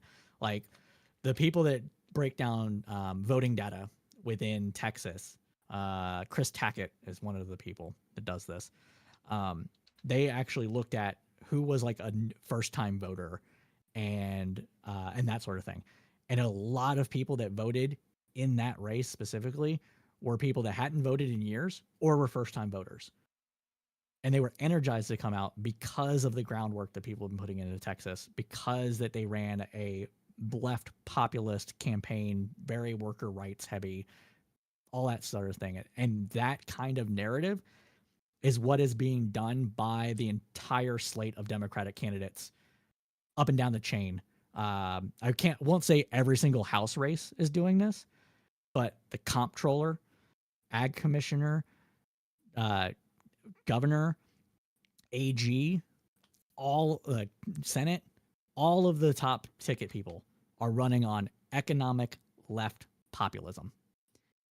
And this is a thing that I've been telling people needs to happen in Texas for the last 4 years, or not 4 years. We'll say since 2023. So 3 years. And I think I'm not going to claim credit for this. Obviously, I'm just talking to a few people that happen to be like county chairs, some other people, right? Whatever. But the fact that everybody's on the same page there and they're doing a coordinated campaign, they're already campaigning together. The top of the ticket, there's Talarico, Gina Hinojosa. So Talarico's for Senate. Gina Hinojosa is the governor. Sarah Eckhart is running for comptroller. Clayton Tucker is running for agricultural commissioner, which does a lot more stuff than agriculture. They handle Texas water rights, the school lunches, like a bunch of weird shit. Too many damn things. Too many damn things, right? I think the only one that was weird is the railroad commissioner from our side that isn't necessarily doing this, but don't quote me on that one. But they're all going to Dallas County to put this message forward, and they're going to do that constantly the entire cycle, and I think it's going to work. Yeah. Now, what I was saying about Mike Figueredo from the Humanist Report is his talk is about coalition as you go in. When you realize that, what was her name? Soiree. She knew she wasn't going to win. She knew she wasn't going to win at least 2 weeks before the election. That she might get 10% of the vote, and she didn't even get that much. I think she ended up with something like 6.8%. If either one of the other progressive candidates in Kat's race had dropped out and endorsed her, she would have won. Either one. 100%. That kind of coalition building, not racially motivated progressive coalition building. No, yeah, 100%. Easier to explain in person than type out. 100%. No, 100% agree with that.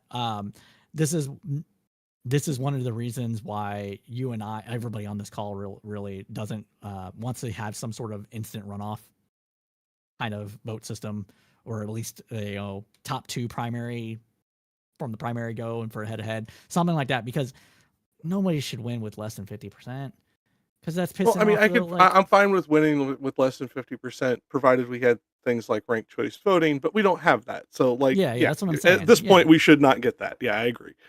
We're not England. We don't have a true parliamentary system to where you have opposition coalition and primary it's not how it works here. So yeah, agreed. Oh, Doghouse is waiting. I guess he wants to yell at us. Hey, haven't two Texans, Doghouse in a long time. Two Texans. I don't know. Hey, I'm a transplant, okay? That's why I give you a lot more grace Indiana. than Mr. Wilson here. JD Vince, talk to us. Call me JD Vince. I can't believe that's my new nickname. It's ridiculous. What's going on, Doghouse? Hey, it's Vince to you, sir. No, I'm kidding. Hold on, let me turn on my camera. I was about to say, you've been Doghouse to me for like 5 years now. I might eventually call you Vince, but it's going to be Doghouse for a while, bro. Sorry. I call him Andrew. You're legitimately. That's just mean. Like, JD Vince is at least funny. Calling him Andrew Wilson is just fucking mean. It's cruel and unusual punishment, to be honest. 100% agree with that, man. How you been, dude? It's been a while since we've seen each other. It's been a minute. Hold on, I'm trying to give me 1 second. I got to do a quick few settings here. All good. Don't let him talk too much because then he'll start talking about TikTok and using really stupid words, and I will ban him. I may or may not. No. I'm not. But I may or may not use certain TikTok words as we're engaging in conversation, only because I'm like religiously used to it on TikTok Live. Yeah, It's obnoxious. I get it, especially on a site like that where, Jesus Christ, man, I've seen people get taken down for some of the dumbest shit. Yeah. Like I watched one guy get taken down for bullying a bigot who came up and said the slur. The guy said a slur. He's like, dude, get off my channel, blah, blah, blah. I can't believe you fucking did that, you fucking idiot. He got kicked off TikTok for calling him a fucking idiot after the guy said a slur. It's like, what are you doing? It doesn't make any sense. Hopefully there's not a feedback. I've been messing with some settings. You're good. Yeah, TikTok's like really gnarly. So I get on there. Oh God, dog wants in. Hold on 1 second. Hold on. I understand the pain of the dog. I get it. As you just saw, my co-host joined us. She sees the lights are on. No, but this is what I'm talking about, because part of the issue is, and this is something that you and I have talked about many times in the past when we still did panels and shit. The left is so fractured. There is too much of this. Well, we have the right idea, and this is what I meant by Highlanderism, the Highlander leftist purity test. Oh, you don't hit. No, don't let the perfect be the enemy of the good, motherfuckers. Like you're letting libs, you're letting fucking liberals show you up in places like Minnesota. This is your time to shine, you progressive motherfuckers. Stop fighting each other. I mean, I think what a lot of it boils down to is it's honestly ego. Like, it's just ego. And there was a little bit of this in the Texas race too. Like there was a bit of misogynoir against Crockett, let's be honest. So like I understand why she was so, I mean, that's the correct term. I haven't heard it in a minute. But I mean, like did that happen? Yes. Did she have a right to be resentful of it? Yes. Unfortunately, she, in my opinion, like took it a little too far with some of the shit she said. But I still like her. She's still a fucking, she was a great fucking congressman who fucking helped us out in a lot of cases. Other times she said shit where she stuck her foot in her mouth. I don't think we're gonna run into that latter thing as much with Tallarico. But I also don't think we're going to get as fiery fighting. I mean, don't get me wrong. I still think he's a fighter, as you indicated. But I don't think we're going to get the same level of fiery discourse we got from Crockett on committees that we get from. No, it's just not going to happen. No, it won't be the same thing. It will. The way that a lot of Texans in the legislature have labeled Tallarico, they called him the babyface assassin. I don't know if I like that terminology, but I get it, right? Because during a lot of his takedowns, when he was focused on education, okay, I'll wait. No, I can hear you. I just have to step away. Gotcha. So when he was taking on like the voucher bill and the Ten Commandments bill and a few other things, right? He would just ask like basic, not leading questions, but just like, okay, and then what? And then what? What about this? Oh, so you don't actually care about this, right? And just leading them down to where they just looked like fools. It was methodical. It was good. It was TikTokable. It just wasn't like, I didn't say it. Cypher said it. I'm just saying he said TikTok. I will not ban me. you if he does it. It was okay. It was short reelable, whatever you want to call it, right? It was short form. You could chop it up and it'll stick in people's heads. But it wasn't, what was it?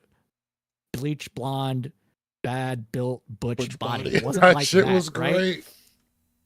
You know what? Like, I understand why people think it was great. I didn't like it. I didn't like it when she said Hot Wheels. That's just me. Well, no, here's the thing. No, here's the thing. I get why you are like that. You're a nice person. I know. Unfortunately, when it comes down to it, no, you are a nice person. You generally do not want to be offensive. I'm not saying you're incapable. I'm saying you generally don't want to be. I am generally the polar opposite. I am the guy who is trying to be nice to idiots instead of saying what's really on my mind. And the thing is there has to be a balance. We are fighting people who are literally calling anybody that they disagree with domestic terrorists and all this shit. Like, there's got to be a balance. And yeah, I'm not saying we start using the R slur again, but you can give her Hot Wheels. No, I'm not saying that, but my point. No, I recently was like writing some lyrics, and I said regards because it worked both in the lyric and because people will think it means that, even though that's really not what it means, because it will play to that. But when it comes down to it, I'm not talking about using the ableism thing, because calling him Hot Wheels, that could be a fun nickname or a derogatory nickname. It's not like a slur. She's using it slightly derogatorily, but in a good-natured way, considering some of the shit he said about her. Oh yeah. I think, and I think even Vince would give me that one, and he knows I'm a prick. Listen, I'm a prick too. Okay, listen, I get on. I listen. I'm only saying TikTok because Cypher said it first. Trust me, I engage with a whole bunch of R slurs on freaking TikTok. Okay, and MAGA. You think MAGA is bad on Twitch? No, listen. No, listen. No, he's got a point here. He really does. Listen, I've seen them. If you've never engaged with MAGA on TikTok, Lethy, you're missing out on content. It is incredibly in Cypher. I know Cypher knows this because he's been on panels I've been on. He's in the same circles I'm in, and I'm telling you, Lethy, fuck that. You're trying to get Lethy to jump off the Santa Monica Pier. Stop it. Like, no, Lethy is not built for TikTok MAGA. Like, I say this as somebody who left the politics Twitch space because it's basically Jerry Springer, and I now argue with flat earthers and young earth creationists, and they're more reasonable than TikTok MAGA. Like, no. Go ahead. No one is ready for TikTok MAGA. Like, fucking IRI is not ready for TikTok MAGA. He's on there 24/7. Fucking, God. Oh shit. He was the guy that was on a panel with Tiberius a while ago. Emerald, Emmy. I can look. I think they're talking about. Later. Yeah, the foreign policy guy. Fucking I think job is not ready for him. Like, no one is ready for these people. None of them. Yeah, Lethy, I want Emery the King or whatever his name is. Yeah, I've seen him around. Lethy, I want you to imagine you gave your country hick ass MAGA like uncle a phone and told him to press the button and go. Okay. And I'm talking about like the crazy uncle who has a MAGA cap and has a picture of Donald Trump hanging up in his dining room. Okay, that kind of MAGA. And I pretty got a much taste the only of it. rule. I don't like it. No, and pretty much there's a lot of rules. Don't get me wrong, but pretty much the only rule that they end up having to abide is they can't be driving. They don't get fucking banned for shit. They can say whatever the fuck they want and they get away with it. You say the wrong thing trying to counteract what they're saying, nah, you're done. You got to restart your stream and hope you get your account back tomorrow. MAGA people have muted me and called me like a pedo and like all sorts of other bullshit. Like, I know Cypher for a fact has been in the same spaces I've been in, and it is wild. And there's even like a sub group within the TikTok sphere, but it is wild.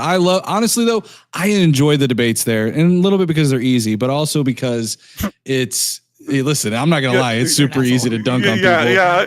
I was about to say, because if you didn't say it, I definitely was going to. Yeah, because they are fucking stupid. They are uninformed, fucking uneducated morons on that platform. Like, I've seen maybe 5, 6 people on that platform that are right leaning that actually can comprehensively even lay out a policy, let alone understand those one. People. Yeah, like, they're not many. But those debates are good though. Like, I was able to get through. Like they when it's good, it's better than, it's about maybe a little bit above the level of Twitch good when it's good. But when it's bad, it is bad. And this isn't. And we've been talking shit about MAGA. The liberals aren't fucking much better. No, they're not Let's better. be No. real. Leftists are The not only better. the only side of Holy political shit. TikTok that seems to be majority not morons are the progressive and leftists. Now, don't get me wrong; they have their share. There just happens to be so many of them that you kind of think there's more of them than there are. But it seems to be about 55% of them actually can at least follow what you're saying for longer than 2 sentences. You know, like that's why I couldn't do TikTok. Like I tried it for one day. I went on one of those like I'll fucking say group that panel things, and I'm like, you guys can't listen for even a whole sentence. I'll say this is that TikTok reminds me of the old Twitch days when it was the Wild West and every panel you had somebody new or different who didn't really have much of a leg in the game, so to speak. And so it was just, it was more enjoyable back then. So it kind of reminds me a little bit of that landscape. But yeah, the older millennial, older millennial is pretty cringe. But yeah. We will let you guys go look up the clips of Elder Millennial if you want to go look up the guy pissing himself. There's plenty of gems out there of that fucking absolute clusterfuck of a human being. The one that's been getting me lately is Redeemed Zoomer, because he's one of the young Earth creationist apologist fuckfaces. Oh, Jesus Christ. Like, guys, stop. Just stop. Like, I don't care if you're a religious person, be religious, but 6,000 years? Like, we have fucking statues older than that. Stop it. Stop it. So anyways, sorry, go ahead, Cypher. Yeah, just to cap this off, though, is that the level of propaganda and manufacturing consent is way higher on TikTok because the barrier to entry is way lower.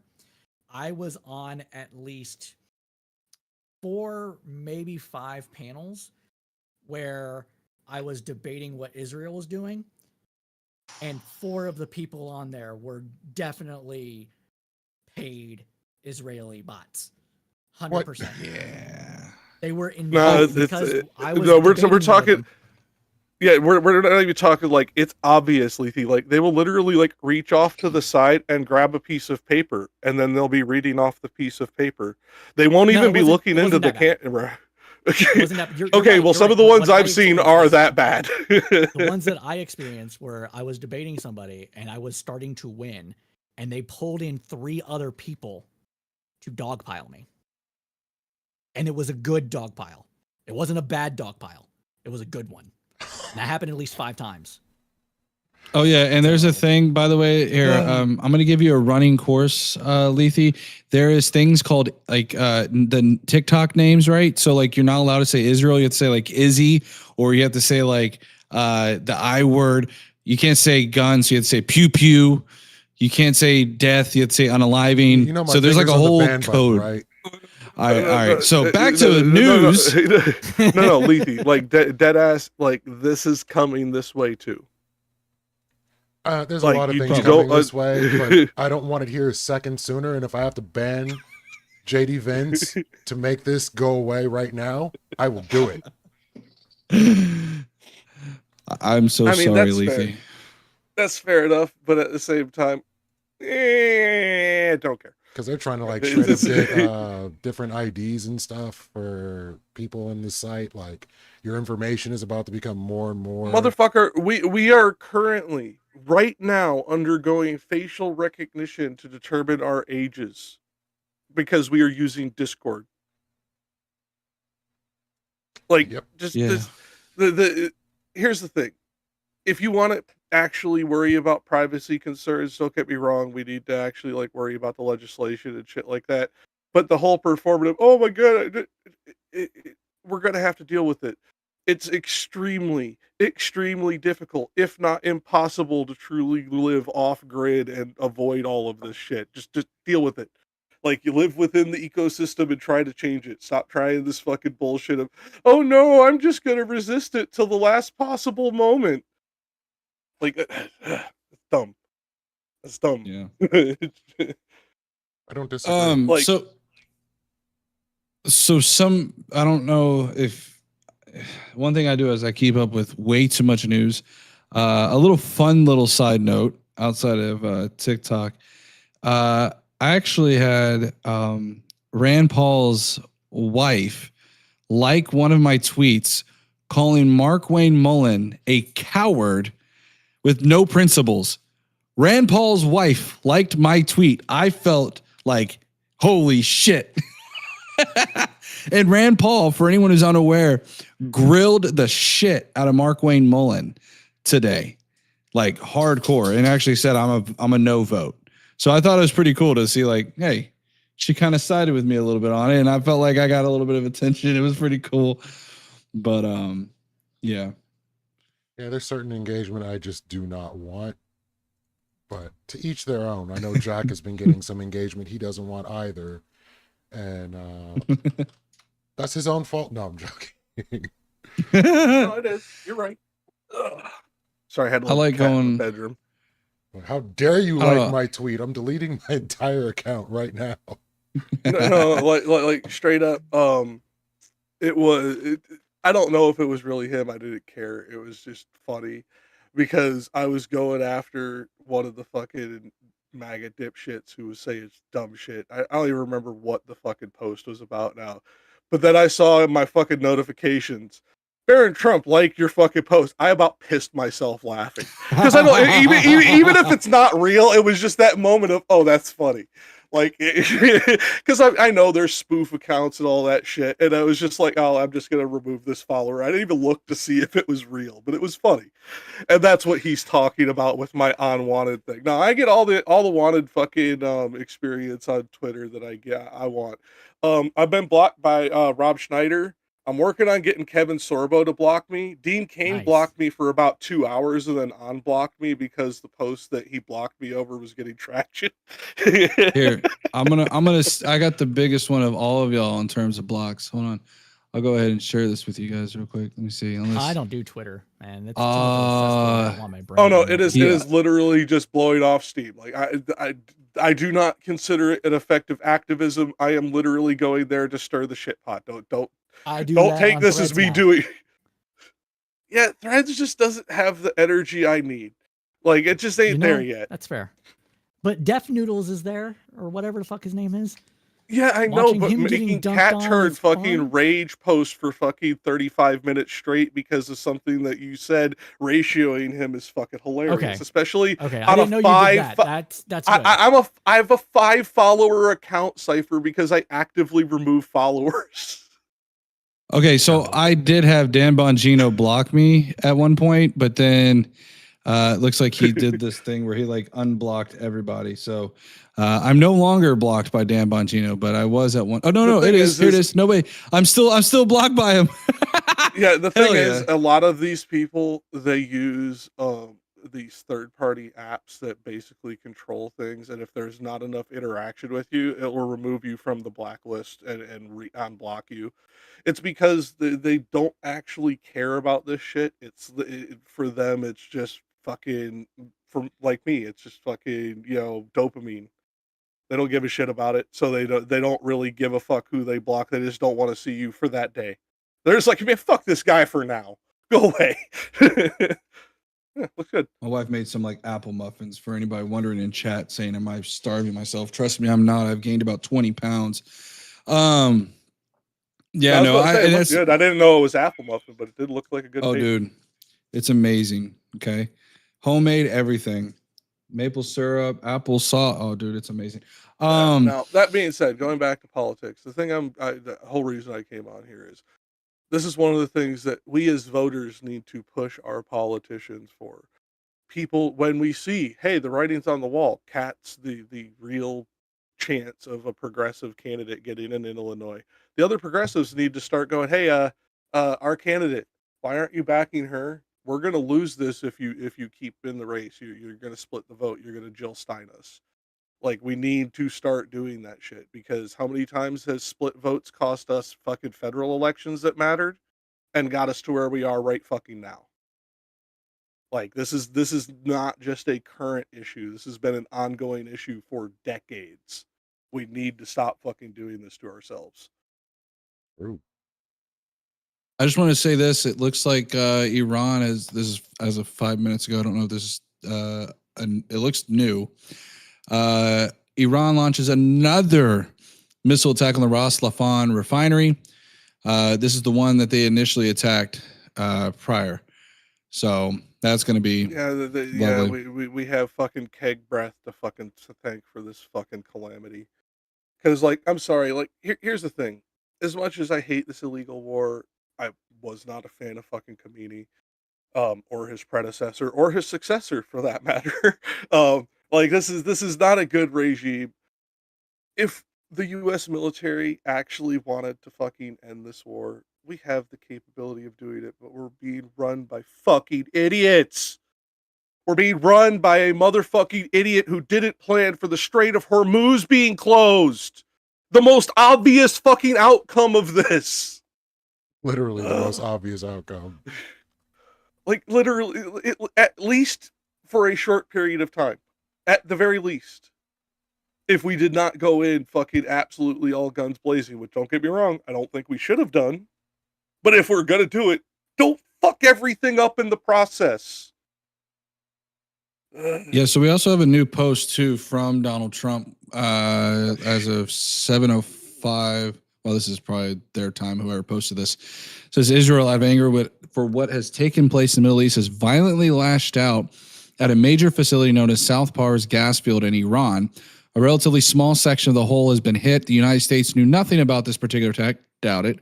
In the country of Qatar was no way, shape, or form involved with it, nor did it have any idea that it was going to happen. Unfortunately, Iran did not know this or any of the pertinent, they definitely knew about it, or any of the pertinent facts pertaining to South Par's attack, and unjustifiably and unfairly attacked a portion of Qatar's LNG gas facility. No more attacks will be made by Israel, all caps, pertaining to this extremely important and valuable South Pars field, unless Iran unwisely decides to attack a very innocent, in this case, Qatar, in which instance the United States of America, with or without the help of or consent of Israel, will massively blow up the entirety of the South Pars gas field at an amount of strength and power that Iran has never seen or witnessed before, blah, blah, blah, blah. So Trump's trying to, he does not have control of the situation at all. No, he's trying to strong arm, and he doesn't even know what cards he's holding. Yeah. Well, I was going to say, I think Israel right now, in other words, he's working alongside Israel that has a whole nother objective than they do. And we don't even know what their objective is. I think they went into it by every measure I can tell. I've been following this for the past several weeks.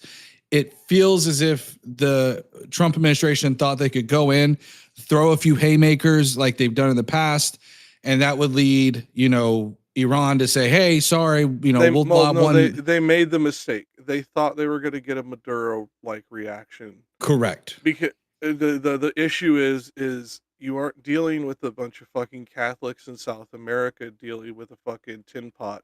You're dealing with a bunch of fucking fanatics. The IRGC is 200,000 strongs of literal fanatics. They weed out anybody who's not a fanatic. Like, you do not make these people retreat by killing their leader or taking their leader hostage. If we had done that, that's how you make them rabid. Anybody who has studied anything to do with fucking theocratic regimes would understand this. This is true of Christian theocratic regimes of the past too, by the way. So this isn't like exclusive to Islam. This is true of any theocracy. This one account I follow. This one account. What did Nair say? Israel just wants to live in peace as a greater Israel with a wee bit more land all around them. So this account I follow said, is Qatar going to ask for that plane back? Well, no, because here's the thing, and this is something that, again, I don't know if there's any neocons left in the fucking audience. I don't give a shit. This is absolutely provoked these attacks on these other countries. Why? Because we put fucking bases in all of them.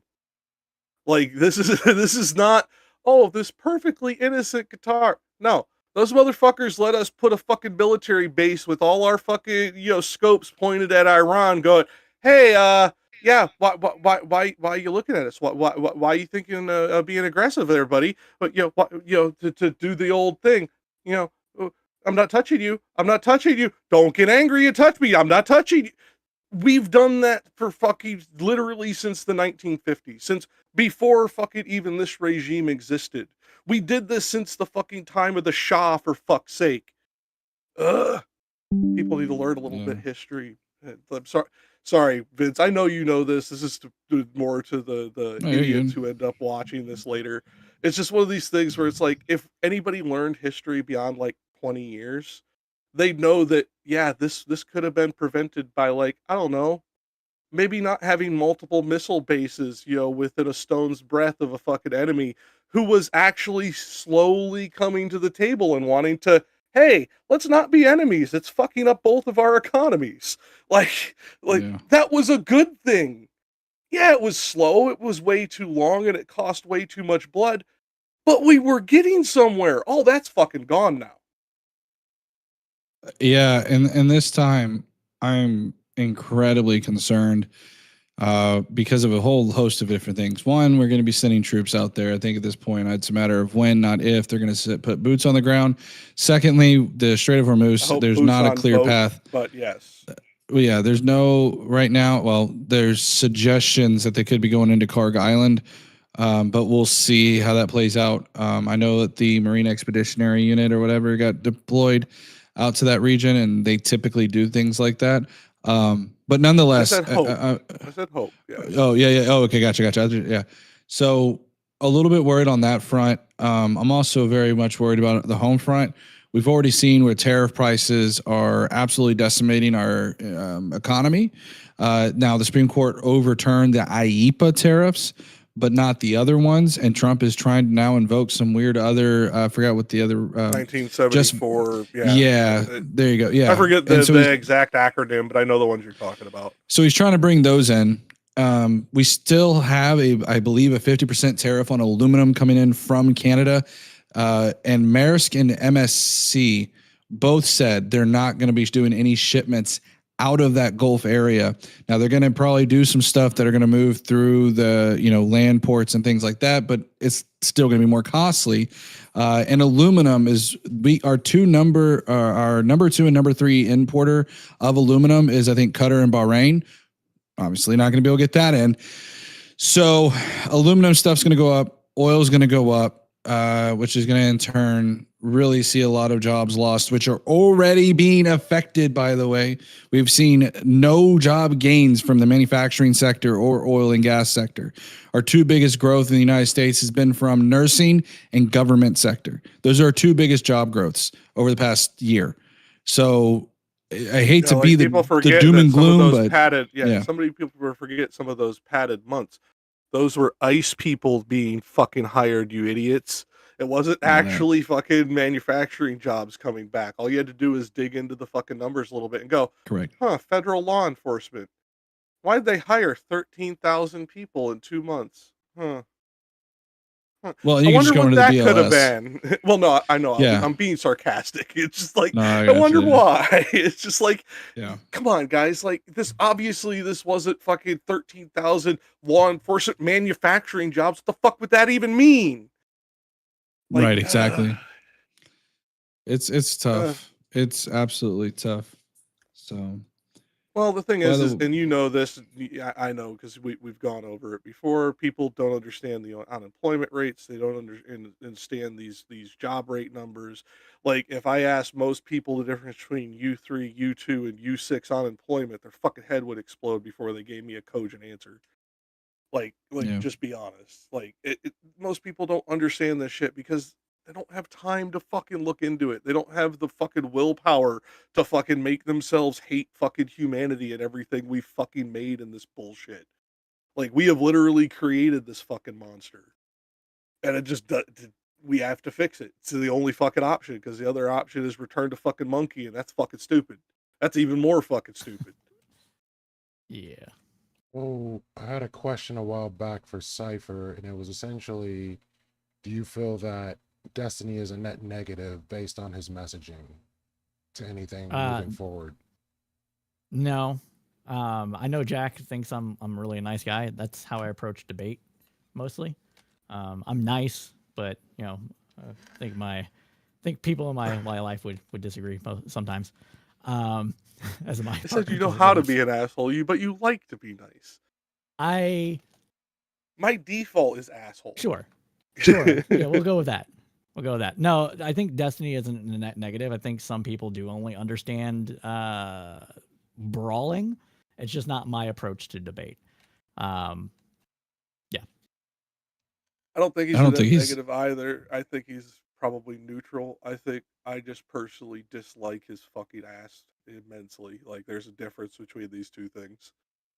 That's fair. Yeah, I don't think he's a net negative per se. I think there are some things that rightfully we should probably call out, but at the same time, I am a little bit tired of I do tend to side with him on this, which is the tone policing. I have encountered all too many instances of which MAGA will pearl clutch and go, "Oh, how dare you say such a vile thing?"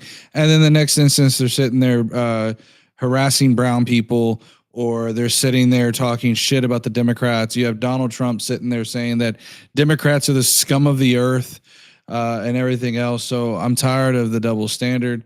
If the Democrats want to, play dirty, let's play dirty. I'm fine with it. So I have mean, no problem. sadly, with I was going to make a joke. It's like, sadly, as a communist, I agree with him on that part, but no. Yeah. No, and I also the thing think Destiny brings the Democrats attention went too, too right? corporate, but he does, much like Hassan, who I also dislike for very different reasons. These are people who overall are baby's first fucking left-wing politics. They don't generally go very deep. They don't generally fucking give a lot of nuance. Destiny more than Hassan usually, but not lately. At least in the bits I've seen of him. These people are good avenues that are charismatic enough to draw audiences. I just wish their audiences would fucking educate themselves into being, I can watch them from time to time, as opposed to becoming parasocial fucking ticks, which is what tends to happen in both of their communities. It is their communities that I would necessarily say might be negatives, not them themselves, because parasociality is something they can't control as much as I wish they could. As much as I wish they could, they really can't. The only way they could control the parasociality is to stop streaming. Yeah. And that doesn't fucking help anybody either. Nope. But everybody, I gotta go. I gotta walk my dogs. Before you go, yeah, go for it. I would like to get your thoughts on the possibility of a draft. I don't think it's gonna happen. You don't think so? Trump is ultimately a coward. If it requires boots on the ground, he's not gonna do it. Well, no, I don't think that is a draft possible? I will say yes. Is it possible right fucking now? No.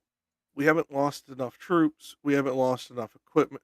Like, drafts come when you're like legitimately losing wars and you don't have other options. Yeah. You do not start with a draft. That is how you lose a war, because you lose your own country. Like, Trump's a fucking moron, but he's not that much of a fucking moron. There's no reason to worry about this until we go past the 60-day War Powers Act time limit. Yes.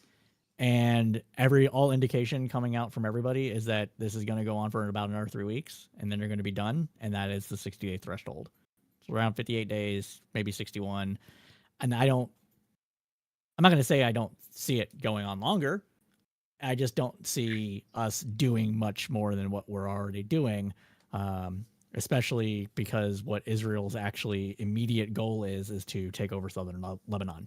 So the reason that we're bombing Iran is to prevent Iran from helping southern Lebanon, and Israel is going to try to do that. Has been their goal since basically they want Gaza, West Bank, and southern Lebanon to be Israel proper, to create. Well, and parts of Jordan. Yes. For all of that, so he can go walk his dog. For those of you who are interested in what he's talking about, go look into the Greater Israel Project. Yeah, this is a thing that I've been harping on for the last 10, 15 years.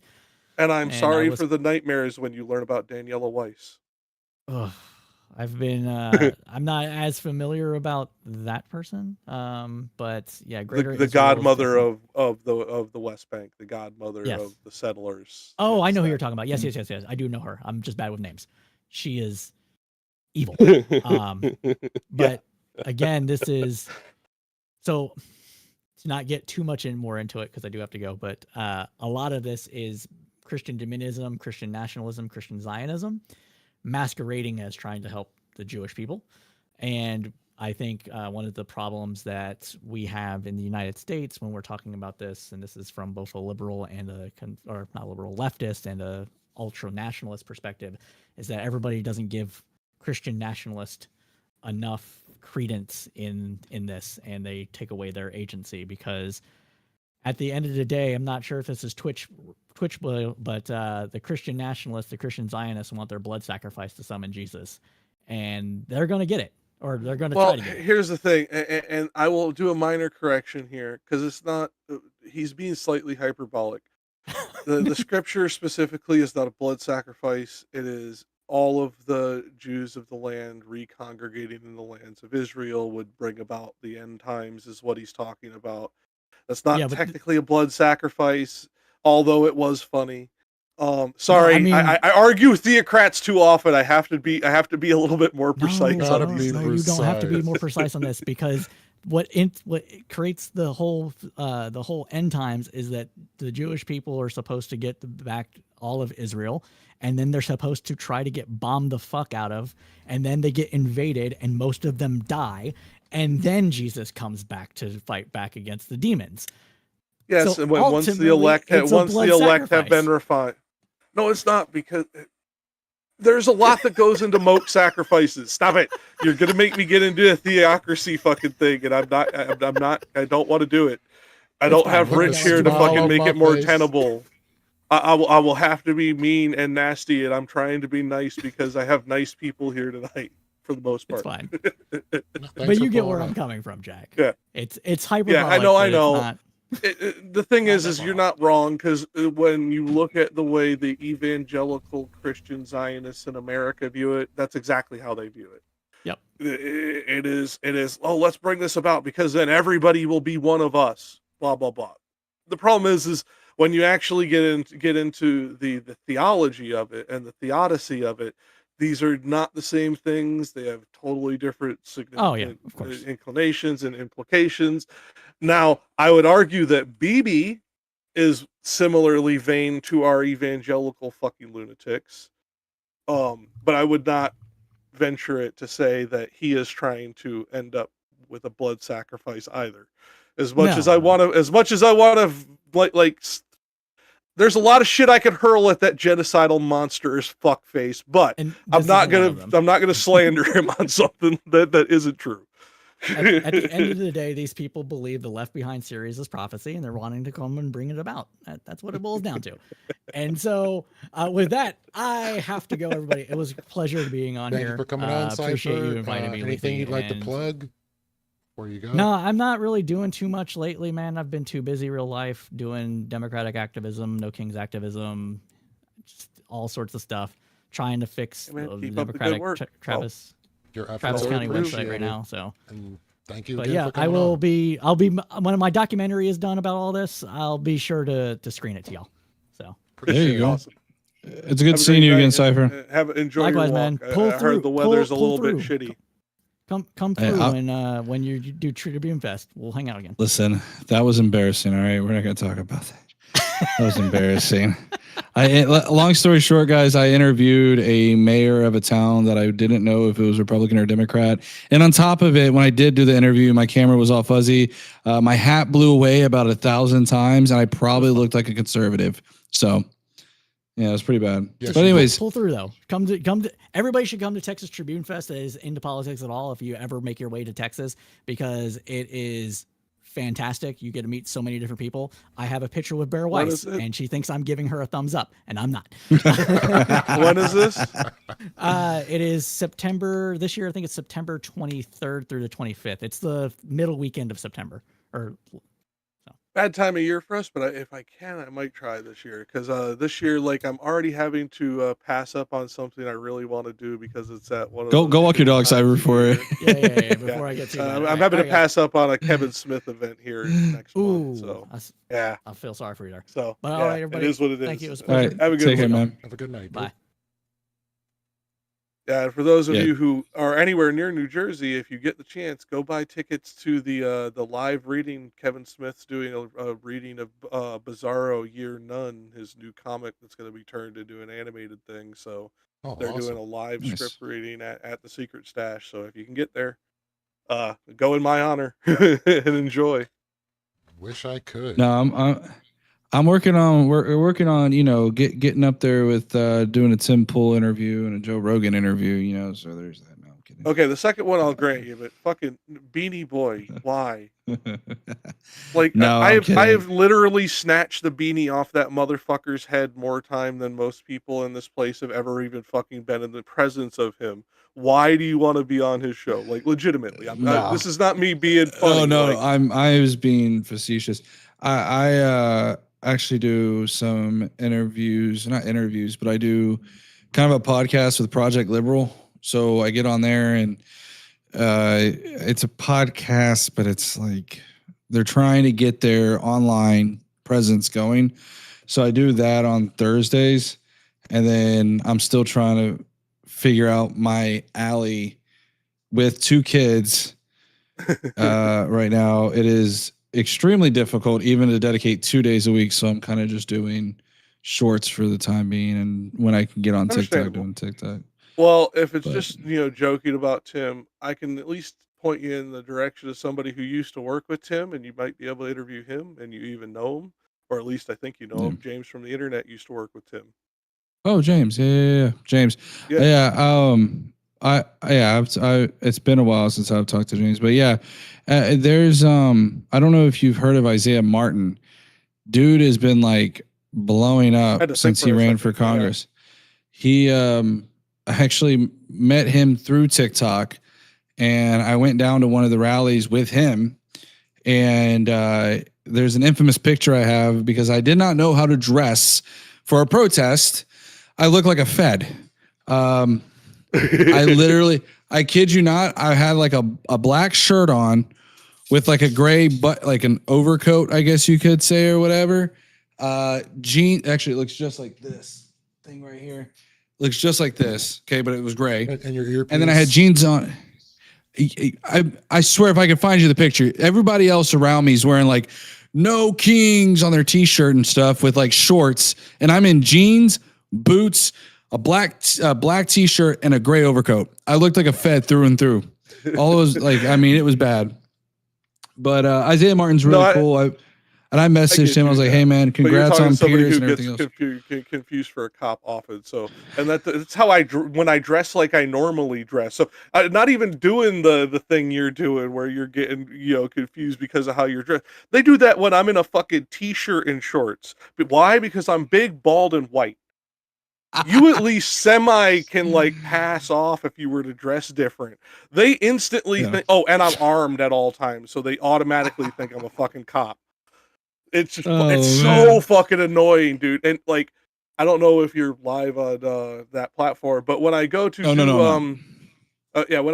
when I used to go and pick up herb, you have no idea how many dealers would ask if I was a fucking cop. You have to tell them who you are. Well, that whole bullshit. But more my thing was I was sitting there kind of like, dude, you're getting confused as a Fed. You would get confused as a fucking Fed in just about anything dressed like that. You're dressed like a Fed in an Come on, man. I didn't think about it until I went back and I looked at my local news network and I was like, oh, there I am. And I'm like, oh, I look like a Fed. That don't look right. Actually, it was funny because as Isaiah was coming down and kind of handing out pamphlets, because this is when he was running for Congress, he was handing out pamphlets. I was sitting there next to him, but he was taking pictures and stuff. So all I could do was just kind of like look around. But like as I'm looking around, I'm like, look like I'm scanning the area as if I'm his security guard. I'm like, fuck it, I don't care. I'm just at that point I was just kind of embracing it a little bit. I'll be honest. I was like, okay, let me just do the. But no, he's a cool dude. I mean, I've talked to him through text, but nothing like that. I enjoy trying to get involved more with outside of just, and that's where after I got done with Twitch and everything, I kind of moved away and got away from Twitch as soon as everybody kind of departed. And I kind of just like, I'm going to paint my own path and just, I do go at my own pace. Content and deal with religious people. I'm with you, dude. I don't even like we do like we do this Lethe Desperado Sensei and Ancom and I, and before his passing, Rich, we all did this thing called Fofa News, and we get in on politics like that. We don't do panels and shit. We're fucking YouTube people now. Like Lethe's the only one who still ventures into this fucking hellscape. Well, Ancom has been recently as well, going on Horseradish's panels and stuff. But like, yeah, like I get it, dude. I left this space because I can do more activism in the theology area because I know the Bible intimately in multiple languages. And There I you was go. raised in that bullshit. And like at one point in time I was going to become a priest. So like I don't care if you want to be religious. I care if you want to be a fucking Christian nationalist because now you're putting your shit on everybody else. And fuck that bullshit. That's against what the Bible says too. So now I have reason to fuck with you. Now your ass is coming into at both angles that I actually give a shit about. You are fucking with my politics and you're fucking with my religious fucking freedoms. Fuck you, buddy. No. I've kind of become the breaking news guy. The Timu Aaron Parnas on TikTok in that sense. That's why I say Timu, because I don't have near the following as Aaron Parnas has. But Dude, even I'll if you had usually to post follow that. it, you don't have the resources that Aaron does. That motherfucker is a machine. No, Him and dude. Aaron Rupar, they're fucking. They just. I don't know when they sleep. Oh, Like, I mean, yeah. But that's the thing is like I'll be on X a majority of the day, like, and then when I get off work on my way home, I get on TikTok. I do some debates there, and then I get home and it's usually my chill period. I don't really do nothing. I don't post nothing. I post at least at noon, at least one video through TikTok, Instagram, and YouTube. I've kind of finally refined it, but I got screwed over at the very beginning of when I did everything. I had some stupid faux producer reach out to me and she's like, "Oh yeah, I can get you so much stuff." Long story short, I found out that she was using my profile to talk shit about her friend that she didn't like. She was using my account as a burner account, and I like called her out on it. She's like, "I don't know what you're talking about." Like, okay, bye. But anyways, yeah, it's fun. I enjoy TikTok. I enjoy coming on here. I haven't talked to you or Lethe in a long time, so I told my wife, I'm like, I'm gonna go here and talk to them. By the way, I'm in my fucking garage, which is awesome, but also sucks when you're in the middle of the Texas summer heat. So right now it's 80 degrees, so it's a little bit nice. But this little thing right here is my fucking swamp cooler, okay? And it doesn't do shit. I paid $130 fucking for this damn thing, and literally it's just a big ass fucking fan. It doesn't do shit. It's got this little tiny thing in here. You see these? These are ice packs. But that's it. Don't. As much as I hate to put it this way, it's messier. It's more annoying, and considering the amount of electronics around you, you're gonna have to do a little bit of waterproofing. It needs to be liquid water and ice, preferably if you really want to get the best effect and you can tolerate the smell. About 10% isopropyl alcohol mixed in with the ice when you first throw the ice in there before it starts melting, because then the ice will actually hold at a colder temperature but be liquid and therefore be able to exchange the temperature. Those ice packs, you're limiting the amount of surface area that's able to be touched. It's the equivalent of having probably half the amount of ice in there that would normally be in there. Listen, Because of the way- LR&D, I get it's a swamp cooler. It's not an air conditioning unit. I initially I started out with this little tiny thing. Okay. And I was like, you know what? Let me see how that works. And that was $20. And I said, okay, this is definitely not doing anything. So I went and bought this thing on Amazon, And yes, I'm aware it's a swamp cooler. I thought it'd be a little bit better and a little more. It is cool, but the effect I was looking for was to cool down this fucking garage, and it doesn't do that. So the only Dude, way I can you're really in Texas. You're in I know. No, yeah, like for those of you who are not in the South and more specifically not in Texas, let me explain this to you. I have lived in Florida. I have lived in South America. I have lived in Africa. I have lived in fucking Cambodia. Texas is a different kind of hot For because real. you don't realize how humid it is because it doesn't feel hot and wet like most humid places do. So it is fucking impossible to fucking cool off without over BTUing the fucking shit out of your area. You usually Yep. have to go 15 to 20% more than what would be recommended for your square footage because the heat is just that fucking oppressive. Yeah, I looked at some like mobile air conditioning units. The problem I have is I don't have a window in my garage. So I would have to like crack the garage door.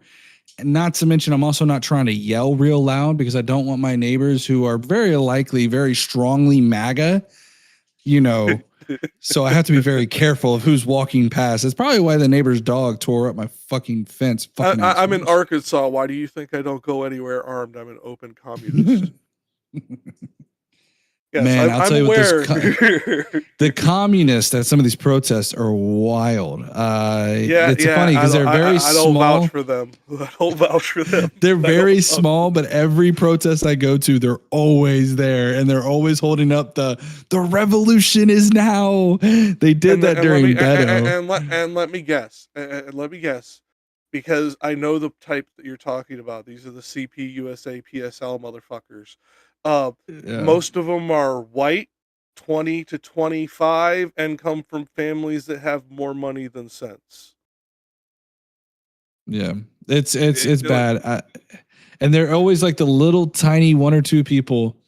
It's funny actually talking about people protests. Willing to throw everybody else in front of the fucking war because they realize that if the revolution comes, they're likely to survive it. Yeah, fuck those people. I went to when I went to one of the protests with Cypher there at the Texas Tribune. It was actually kind of funny. He dipped off to go into like a ticketed event or whatever, and I was walking around with my camera trying to like, okay, I literally walked up and down Congress Ave, and I was exhausted from doing that. I think I burned like 3,000 calories, but eventually I saw this one guy wearing like a White Dudes for Harris shirt, and I'm like, oh man, this would be a good dude to interview. But like I was kind of chickened out a little bit. And he ended up, and here's the crazy part about it. I get home and I go on X, and there's a viral video of that same dude going into a book signing for Nancy Pelosi and trolling Nancy Pelosi. I'm like, damn, thank God I didn't interview that dude. But I mean, on the flip side, yeah, that is a good dodge. But I will say this. There is a certain people that I know you would probably never work with, but if you did work with them, you'd get content gold. Like you and Aaron Robb would make a killer team, even though he is pretty much as anti-you as it gets. I don't know if you know who I'm talking about. You said Aaron Robb or Aaron Robb, Aron. Oh, I don't know. I was say because I know Rob No. This guy is a well-known in Texan politics. He's the guy who's always fighting the 10 Commandments and prayer at school. He's a secular guy. I guarantee you, when you see his face, you're gonna be like, "Oh, that motherfucker," because he's at all the fucking protests. Does Doghouse want 10 Commandments in schools? No. I'm saying they do actually good content because he is further left than Doghouse. Okay. But also a Texan and covers Texan politics, so they cross pollinate well. He looks familiar, but I couldn't. Oh, Satanic Temple. Interesting. Yeah. Interesting. Yeah, this is why I say you might not actually want to work with him, but he's. The thing is if you know what the Satanic Temple is, they don't worship Satan, dude. Satanic Temple is all about it's basically a fucking church of atheism. It's just fucking a way to piss you Christians off. It really Well, no, like literally Interesting. the whole reason that organization started as a religion the way they did is so that they could get tax exempt status and be there to get all the same protections that the religious nut jobs try to pass. So that, oh, you want prayer in school? Okay, we're sending our chaplains. We're sending our versions of the Ten Commandments, and then suddenly these laws suddenly just stop being pushed when they realize what's on the table.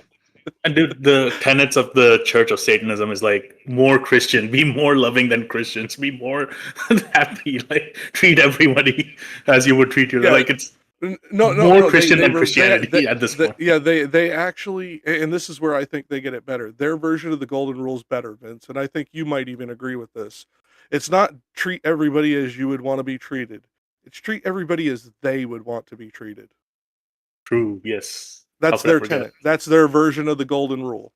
Is instead of you trying to hold them to your standards, hold them to theirs. Because guess what? Most of us don't hold up even to our own standards. Treat everyone the way you'd want to be treated, I think, is also. I'm not saying it's bad. I just think this is better. There's a difference between that. Yeah, yeah. Golden Rule is a good start. I think the Satanics version of the Golden Rule is the next evolution. And then once you get past that, then you get into real like ethics and like actually like doing things on like a non-blanket basis. Yeah. Well, hey guys, listen, I just wanted to shoot the shit with you guys. I haven't been up here in a while to talk with you guys. It was fun, man. So Lethe, listen, you got to get back on the swole game, okay? Listen, no, I'm kidding. I ain't fucking worked out in a while. But and I was about to say Lethe works out every fucking morning. I'm still shredded, so listen, I'm working on it. Okay, there's a little flab here, but just ignore it. You know. Only flab I got is around the midsection. That's just because I'm old and got a bad back. Listen, okay. Listen, I was like $120. Okay, I'm like 240 fucking pounds. I'm 230 pounds. But granted, how tall are you?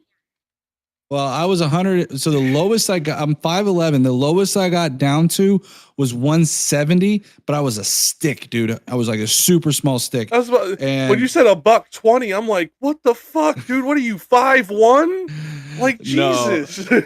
I got actually the lowest I had ever really gotten down to was in high school when I was about 140, 150. That was really bad. Okay. But I haven't seen $120 since I was like 14. Yeah, no. So I ended up getting down to about 190, 170 ish when I lost a lot of weight back in 2020. Too. Now I ended up working out, so I think a little bit it has to do with muscle. So to be fair, but I'm up to 230. So I'm trying to get back down to at least 200, preferably, if not more. But no, I'll take it because my thing is this: I know how heavy I am, and it always freaks people out how heavy I am. When they look at me, because they always like, oh, you're like 220, 230. No, I weigh 270. But I'm also 6'1" and have broken almost every bone in my body multiple times. So some of that comes from skeletal weight, and some of that comes from, I'm just thicker than I look. All right, guys, I gotta go. My dog's jumping at the door and stuff. I'll take care, guys. Mine's still outside, so I get it. It's one advantage of having a yard. I can just put mine outside. Must be nice. Must be nice. No, it's really not because, well, this is one advantage of having a yard. It comes at the disadvantage of having to take care of 3 big ass trees that may one day potentially fall on my house. A big ass fucking yard that I have to mow because the fucking grass grows here like it's being fed fucking Miracle Grow on fucking steroids. It's fucking insane. Like the grass literally just started turning green this week. Like just came out of hibernation after the fucking winter of being all brown and dead and shit. And it's already grown 1.5 inches in a week. And this is the initial like burst where it's super slow. Yeah, my summers suck. I'm out mowing twice a week. Getting one of those wood pellet backyards. No, My thing is this: I've thought about doing like I'm gonna redo the whole backyard. Do you know how much fucking work that is? Do you know how much fucking money that costs? I don't have a house right now, so when I get a house, I'll do that from the start. No, I'm telling you, like doing it from the start, like unless you are building from scratch, and therefore your yard is being put in after the construction is done, it is extremely expensive. Like I have to get this pecan tree trimmed sometime this year. I'm looking at like $2,500 for a tree trimming. That's not getting rid of the tree. That's just them coming and cutting the dead shit off that's too tall for me to get to because it's like 75 foot tall. Yeah. Owning a house is not all it's cracked up to be.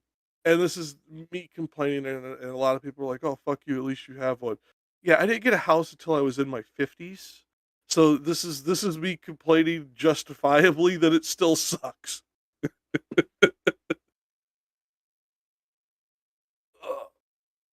Now, that being said, it is nice having a yard. It is exceptionally not nice having to deal with Arkansas summer heat trying to mow that shit. Because I also don't spend a fucking crap ton of money to buy a fucking riding lawnmower because fuck that, dude. Absolutely fuck a whole bunch of that shit. Drop 1,500 or $5,500 on a riding lawnmower. These people out of their fucking minds. But it's got to be a Oh yeah, you lot want a more good ride? comfortable. No, you want a decent riding lawnmower? It's 3,200 and up, man. Like you're not getting anything cheaper than that you're gonna actually want to sit on for more than 10 minutes. I would say either way is better than pushing it, especially if it's hot. Nah, man, pushing it actually is. You should know this as somebody who works out on a fucking rowing machine all the time, dude. The motion, the airflow over the skin when you're sweating, it actually cools you down better. When you're sitting still on the riding lawnmower, like half of your body isn't getting hit by air because of the way you're sitting and the That's a way fair the fucking point. mower is designed. Yeah, and here's the other advantage of the push mowers. 99% of them are self-propelled. So all you have to do is push a little bit of strength forward to push this little lever forward and it just goes. And all you have to do is walk behind it. It's just fucking hot and miserable. Like it's going to be hot and miserable no matter what. But I'd rather it be hot and miserable and not cost me $5,500 fucking dollars. My mower was like $400. And I bought a decent like push mower. Yeah. But the other disadvantage is, having to like take care of that shit because they just redid my gas line and they just tore the fuck out of my front yard. So now I'm having to fucking fight with them to come repair all the damage they did. Oof. Yeah. I mean, they had to dig to a point, but dude, like if I were to show you pictures of my front yard right now, you'd be pissed too, and you don't even have a yard. You'd be like, man, fuck these assholes. Oh no, I definitely don't want to deal with that. It's the one reason why I'd rather not have a house if I don't need to, but for the idea of the cost of apartments going up so drastically, to not have equity also sucks. No, I'm with you. Now that being said, as to what I see in chat to Molotov cocktail, no, it is not against the Christian worldview to legislate from your ethics. It is, however, against the worldview to do Christian nationalism because even in the Bible it talks about the separation of the priestly order and the worldly order, and that is specifically delineated through the Old and New Testament. It is talking about that these are supposed to be separate bodies on earth. So I could go into it. There's a lot of scriptures that back this up. It's not a matter of you voting in line with your ethics. It's a matter of you trying to make your ethics everyone else's ethics by force. Yeah, I was saying it's That's fine the for issue you to with it. personally vote for your ethics. It's fine for you to even hold yourself to those ethics around others and voice it. But to install a government that is going to invoke your ethics is something the Bible does not endorse. No, by force. And that's the thing. If you can convince people That's fine. That's not Christian nationalism. That's Christian pluralism. Christian nationalism is by force. That's the difference. That's all. I know. I'm just answering your question because I just saw it. That's all, bud. I'm not trying to like harp on you or like call you out. That's all I was getting Oh at. no, I thought we were having a reasonably civil conversation about it in the chat, and Yeah. That's all I was getting at. yeah, Yeah, no, and you're I know fine, I was just answering you. You're good. I just noticed it because I hadn't talked over. I didn't say who said you're crying. Oh, Zephyr, you're a dick. Okay, I disavow what Zephyr said. I was saying something else, Molotov. Yeah, I'm not attacking you. Jack's not attacking you. What Zephyr does is what Zephyr does because I can't enforce Zephyr's ethics. My ethics are Yeah. fuck Christianity. At Well, least and here's the American thing. Christianity in 2026. No, Fuck that shit. No, here's the thing. I am not fuck Christianity. I am fuck Christianity pushing their shit on others. They want to Yes, push American some Christianity in that shit on. 2026. No, American evangelism in 2026. Because not all Christianity is pushing this bullshit, or else we really would have MAGA for the next several generations. You Bruh. understand this. There'd be no stopping it. Yeah, like that's the difference. Like I agree with you that there's too fucking many of them, and I fight those people on a regular basis. Ever, I'm with you on Yeah, this. I've got nothing against I've seen I'm you. just, I've argued with those people. Yeah. I even argued with Rich on this shit. It's just like my point is, it's like I don't hate on Christianity even as a whole in 2026 in the United States for two reasons. One, I'm fucking married to one of them, so like that would be really fucking weird. Two is not all of them are shitheels, as we were talking about in the beginning of this when I popped in. Tallarico is as Christian as they come, and I mean, I don't like that he's super Christian, but I'd rather have him than a maggot. Yeah, but you know what I mean? I've softened drastically on this as well, and I think you know that for the amount of time you've known me. I've calmed down greatly. Yeah, you're no longer in your angry atheist phase. I get it. But more the other thing is like Tallarico is genuinely just a good dude who actually like when he talks about the Bible, like is like, here, this is what it says, and this is how I take it. I hope other people take it this way too. He's not trying to be like, hey, you have to believe this, or you're going to hell like everybody else. The thing is, Tallarico is a good dude outside of Christianity. If he doesn't say a single Christian phrase, if all he does is advocate for policies, he's still like a good person, or at least advocates for good policies. But the people who advocate for bad policies have to leverage Christianity because they know because he still supports that. Well, he still supports things like religious school vouchers and things like this because of his religion. So he's not all good on these things. So it's like, while I think he is overall a good politician for Texas, you have to remember I'm a relativist when it comes to this thing. I loved Crockett more. I think Crockett was the better politician out of the two, more effective politician out of the two. She was not going to get elected as senator in Texas. Nope. As much as I wish that wasn't true, as much as just the reality of the way that Texas gerrymandered, the demography that she was trying to face, she was not going to get elected. It just wasn't happening. So she, like I was talking about with the things about Cap Abu-Ghazali's race, the other people, she should have bowed out. Now, don't get me wrong, it would have still ended up right where it's going to end up anyways. But my point is, we need to start setting the example of coalition building when we realize we're not the winner. We need to not spoil the vote just to satisfy our pride of, I'm not quitting, you quit. Because that's all that is. Pretty much. And that hurts us. Let that hurt the maggots. They're doing that enough on their own side. We don't need to do it too. That's my point. And that's true. Politics. That's true of Crockett. That's arguable. Politics is garbage. Let's just be honest. No, I'm not saying it isn't garbage. It just happens to be how you win in this particular instance. Like, you know who's more electable than the other person, so it's not about who you would prefer in that instance. It's about what's going to win. And right now, it's more important And here's the toward the thing: if midterms. Tallarico fully endorsed Crockett and pushed all of his weight behind her, she might win. But that's the thing. At that point, it's a risk. Tallarico could win without, like, even with all the really leftist shit that he says in Texas, because he's a fair-haired white boy who fucking preaches the Bible.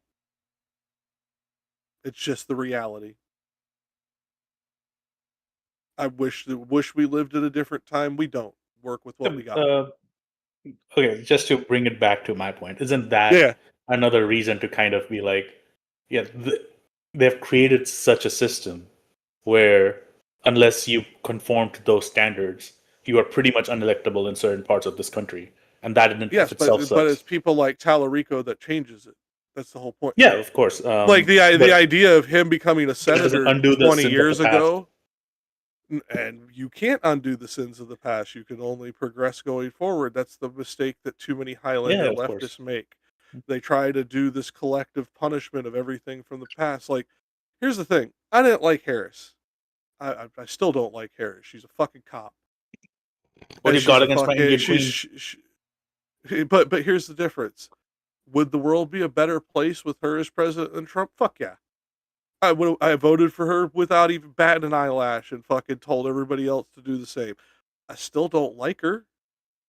But the difference is that's how you have to do it as long as we are in the duopoly until we can get ranked choice voting in. And the only way to do that is to keep doing what we're doing now because people like fucking Tallarico supports ranked choice voting while he supports some other shit I dislike. Like, that's how we get to that better future, to where we actually get a more representative government that actually represents the people rather than who bought the fucking next politician. Because that's the reality we face right now. It's better that we can make some progress than resort to fucking fascism. Or worse, authoritarian communism. And yes, as a communist, I will fucking say that's actually worse. Authoritarianism, when you add it to any system, is horrible. When you add it to something that's based on collectivism, it's nightmarish. Don't disagree.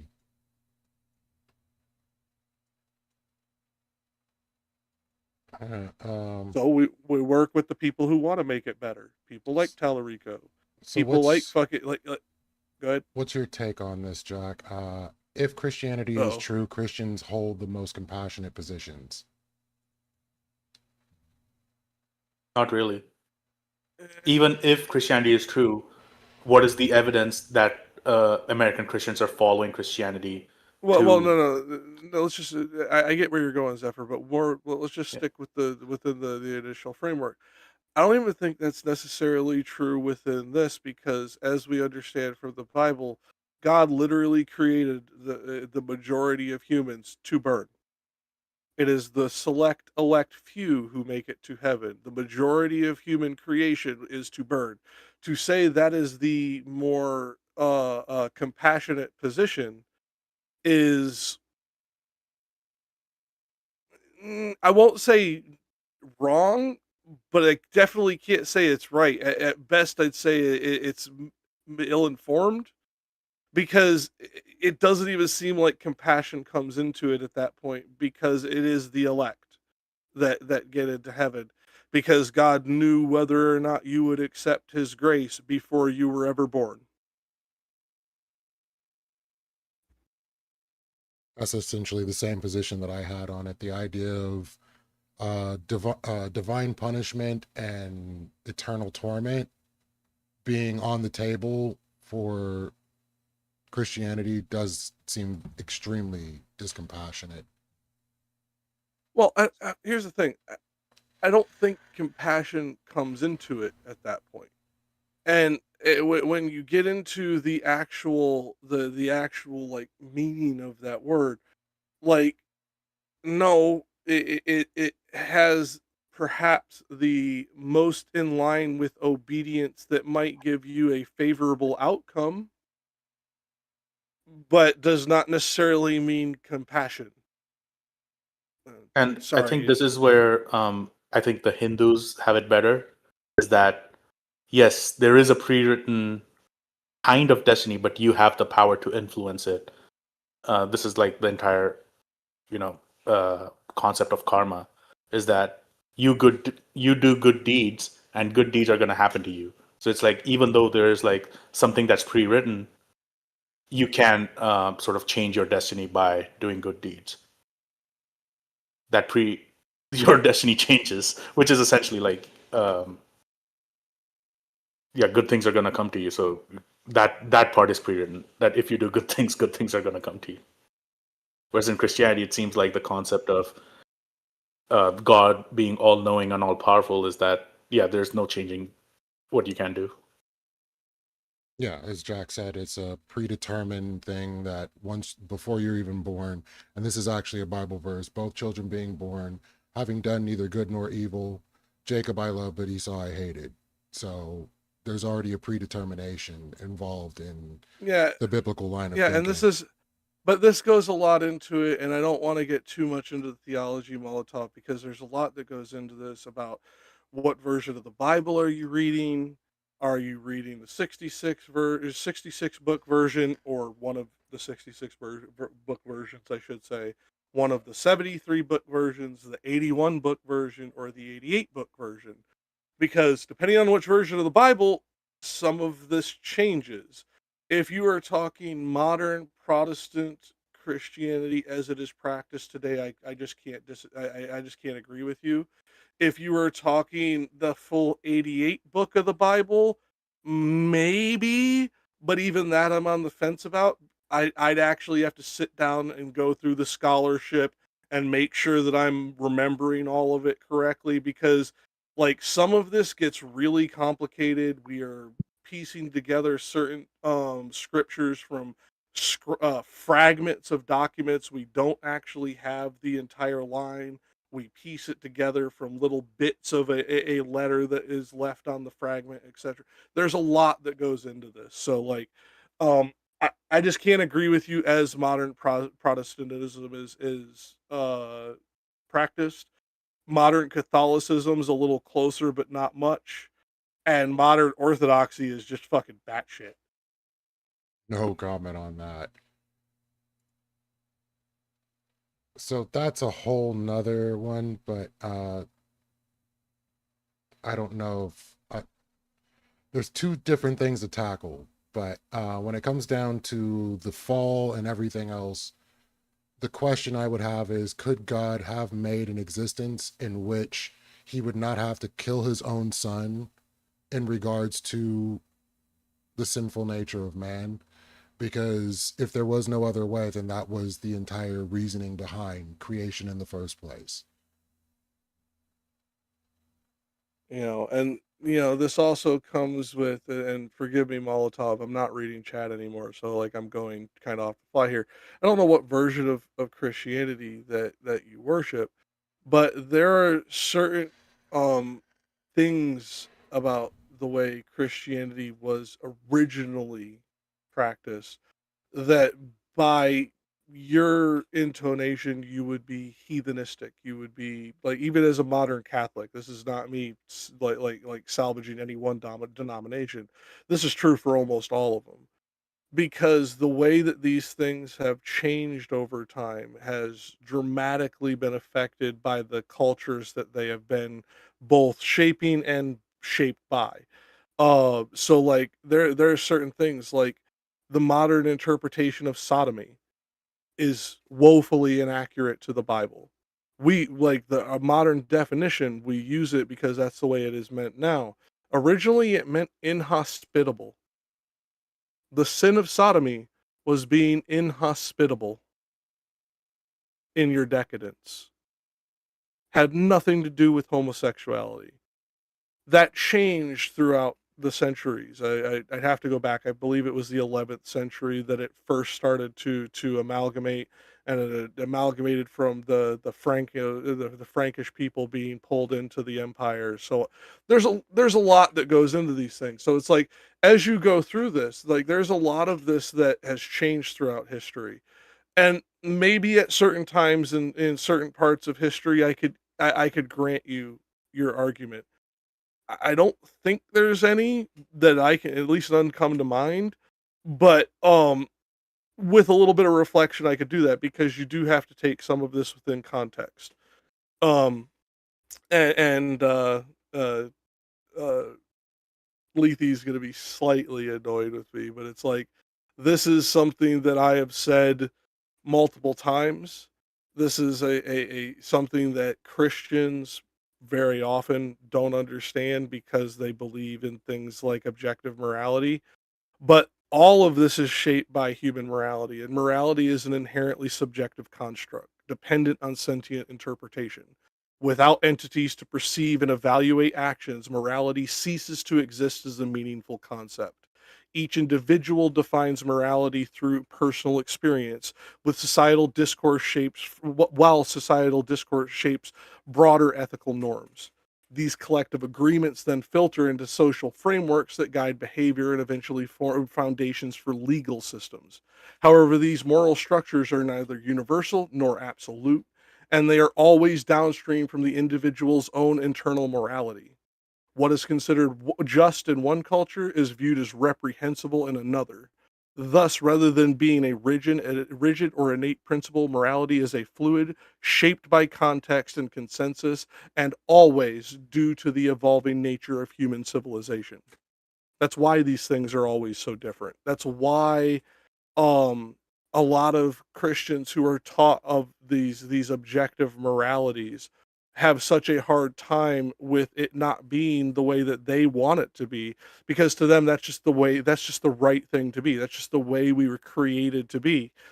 When even if you go through the entirety of the Bible doesn't teach you to fucking act that way. It teaches that type of thing as performative piety, and that all of your rewards are here on earth if you act in that way, and that you will not get into the gates of heaven. So again, like this is a very complicated subject, and while Lethe's little theocratic bug is fucking being tickled and he's having fun because he hasn't heard me yell about this shit in a long time, um, this is not going to be an easy conversation to have at the end of a stream when he's getting ready to close out. Yeah, exactly. Like I would like to get into this, and like I like the questions, and it's great to talk about, like asking, do we think free will exists and the whole deal. Like I definitely like getting into these subjects, but I also am past my bedtime. But I definitely don't believe in free will. The Bible itself doesn't. It shows that God subverts people's will. So if we all have free will and God can subvert your will, I don't think it works that way, as much as they try to say that it does. Yeah, like hold on, let me go back over. Well, of course, it's very straightforward for Christians, but also No, those same Christians don't agree with each other. Molotov. Human morality was not the entire reason for the fall. The entire reason for the fall is God created two individuals that had no ability to tell right from wrong, and then gave them an obedience test. That's it. Because they were disobedient was why the fall happened. Not morality. Disobedience is not a morality. Because if obedience is the only thing, yeah, Pharaoh heart and going down to the other, no, it specifically states that God hardened Pharaoh's heart. God did it against his will. It specifically states that in the scripture. At that point, I'm sorry, if you need to go back and actually read it in the Hebrew.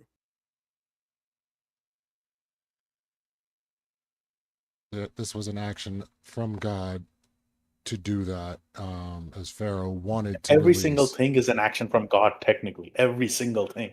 Hitler being born is an action from God. Yes, I mean, if we're going into the dominionist theory, yes, you're correct.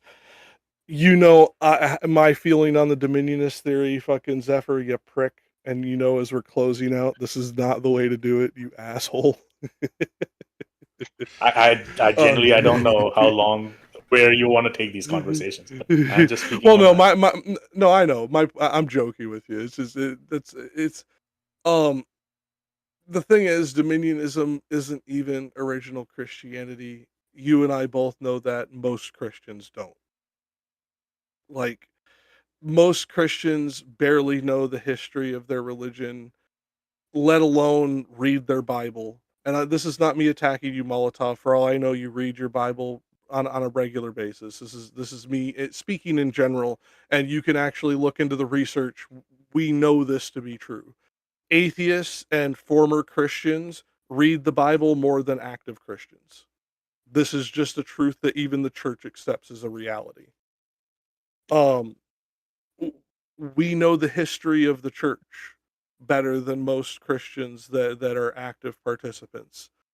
Not all, but better than most. And this is why we end up getting into very frustrated conversations, because to us, we're having to go and teach you about something you should already know. And you're going to sit there, and this is not, again, I'm speaking in the colloquial you, not you specifically, Molotov. And then you'll end up just dealing with somebody who comes in, they'll just be like, no, that's not how it is. That's not how I was taught by my pastor. Well, your pastor fucking lied to you. And here's the fucking scholarship to prove that your pastor lied to you. Well, this is just what I believe. Well, that doesn't fucking mean diddly fucking squat to what the scripture actually says. And that's the fight we end up getting into, because we're going on what the scripture says, and a lot of times we're dealing with Christians going by what they were taught, and these are very, very often almost mutually exclusive categories. And to the idea that most people have bad theology and so do we, I'm perfectly fine accepting that. There is a very clear way that we can make sure people don't have bad theology. If God existed, he could show up and set everybody straight, set it in stone, and make sure everybody knows what the reality of the scripture is. And to take the slight hyperbolic action out of it from him, the reality is if we are going by the scripture, quote unquote, God is not the author of confusion. Yet his book has led to confusion ever since it's been put pen to paper, and has led to more bloodshed in its history than any other ideology in the history of humankind that we know of. Both in interfaith fights between Christian on Christians and interfaith fights between Christians and others.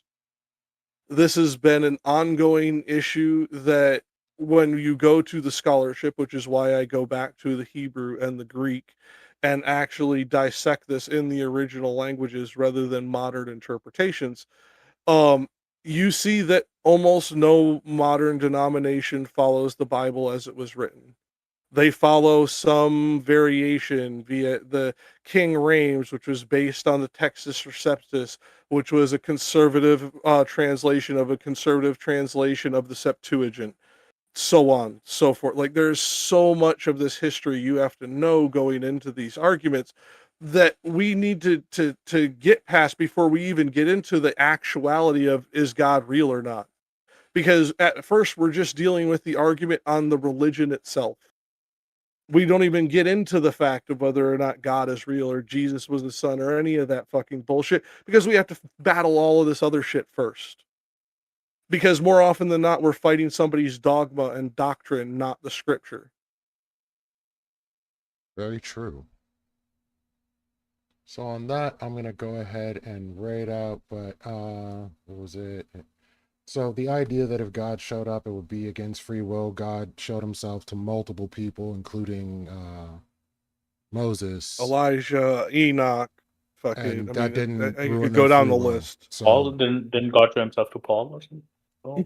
No, Paul saw Jesus. that's arguable. Well, but that's one and the same if you're a Trinitarian. True. The argument, though, is that was the Damascus Road experience was not a physical show; it was a spiritual showing. I don't know which side I fall onto on that one, because that comes from one of those areas where we have partialized scripture that we've filled in the blanks on. I don't, so I just don't know where I fall on that one. Paul, if it was quote unquote a physical representation that only he saw and the other two did not, he would make, I believe it's the 54th person in the Bible that God directly shows himself to. If not, it's the 53rd. I'd have to go back and check my notes. Yeah, God shows himself to people in the Bible all the time, dude. Like, I know that these are dogmas and doctrines and apologetics you have heard. We heard them too. I was raised a Roman Catholic. I was going to be a Roman Catholic priest at one point in time in my life. My mother is a Lutheran, so I got the fucking Lutheran side of shit too. This is one of these things that it is extremely emotional for most people to deal with. And I'm sure if we were talking directly rather than this delay of through chat, etc., that this would be slightly more heated. I'm just telling you, man, in all in good faith, I could point you to enough scholarly research to back up the things that I'm saying that it would take you a year plus to read it all. I could also point you to scholarship that disagrees with what I'm saying. It would take you equally long to read it. This is an extremely long, complicated subject that I have literally been studying for 50 fucking years at this point. And you've definitely So do enlightened with me on that a what lot you of will. things. So Yeah, it is do with that appreciated. what you will. I will just recommend, he's a Mormon, but he is an extremely good critical scholar. I would recommend you look into Dan McClellan. He does very digestible content on YouTube. And if you prefer reading scholarship, he also produces scholarship because he's an actual Bible scholar as well.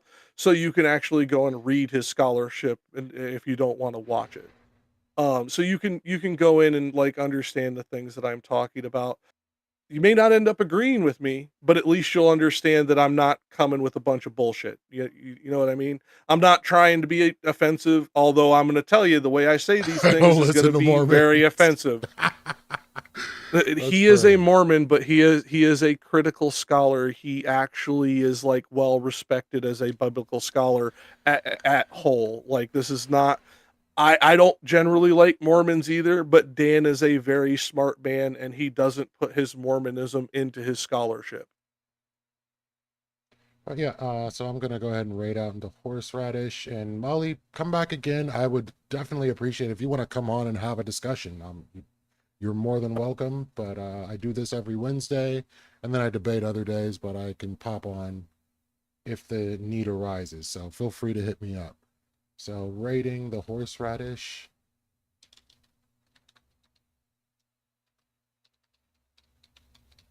And thank you all for coming and hanging out. I hope you had fun. Be doing this again fairly soon. Got a debate on Saturday. So yeah, by all means. Oh yeah, come in the chat. You know you will address whatever you're saying. So thanks for coming through. Catch y'all next time. As always, chat is the true winner. Peace. All Oh right. God, cheat.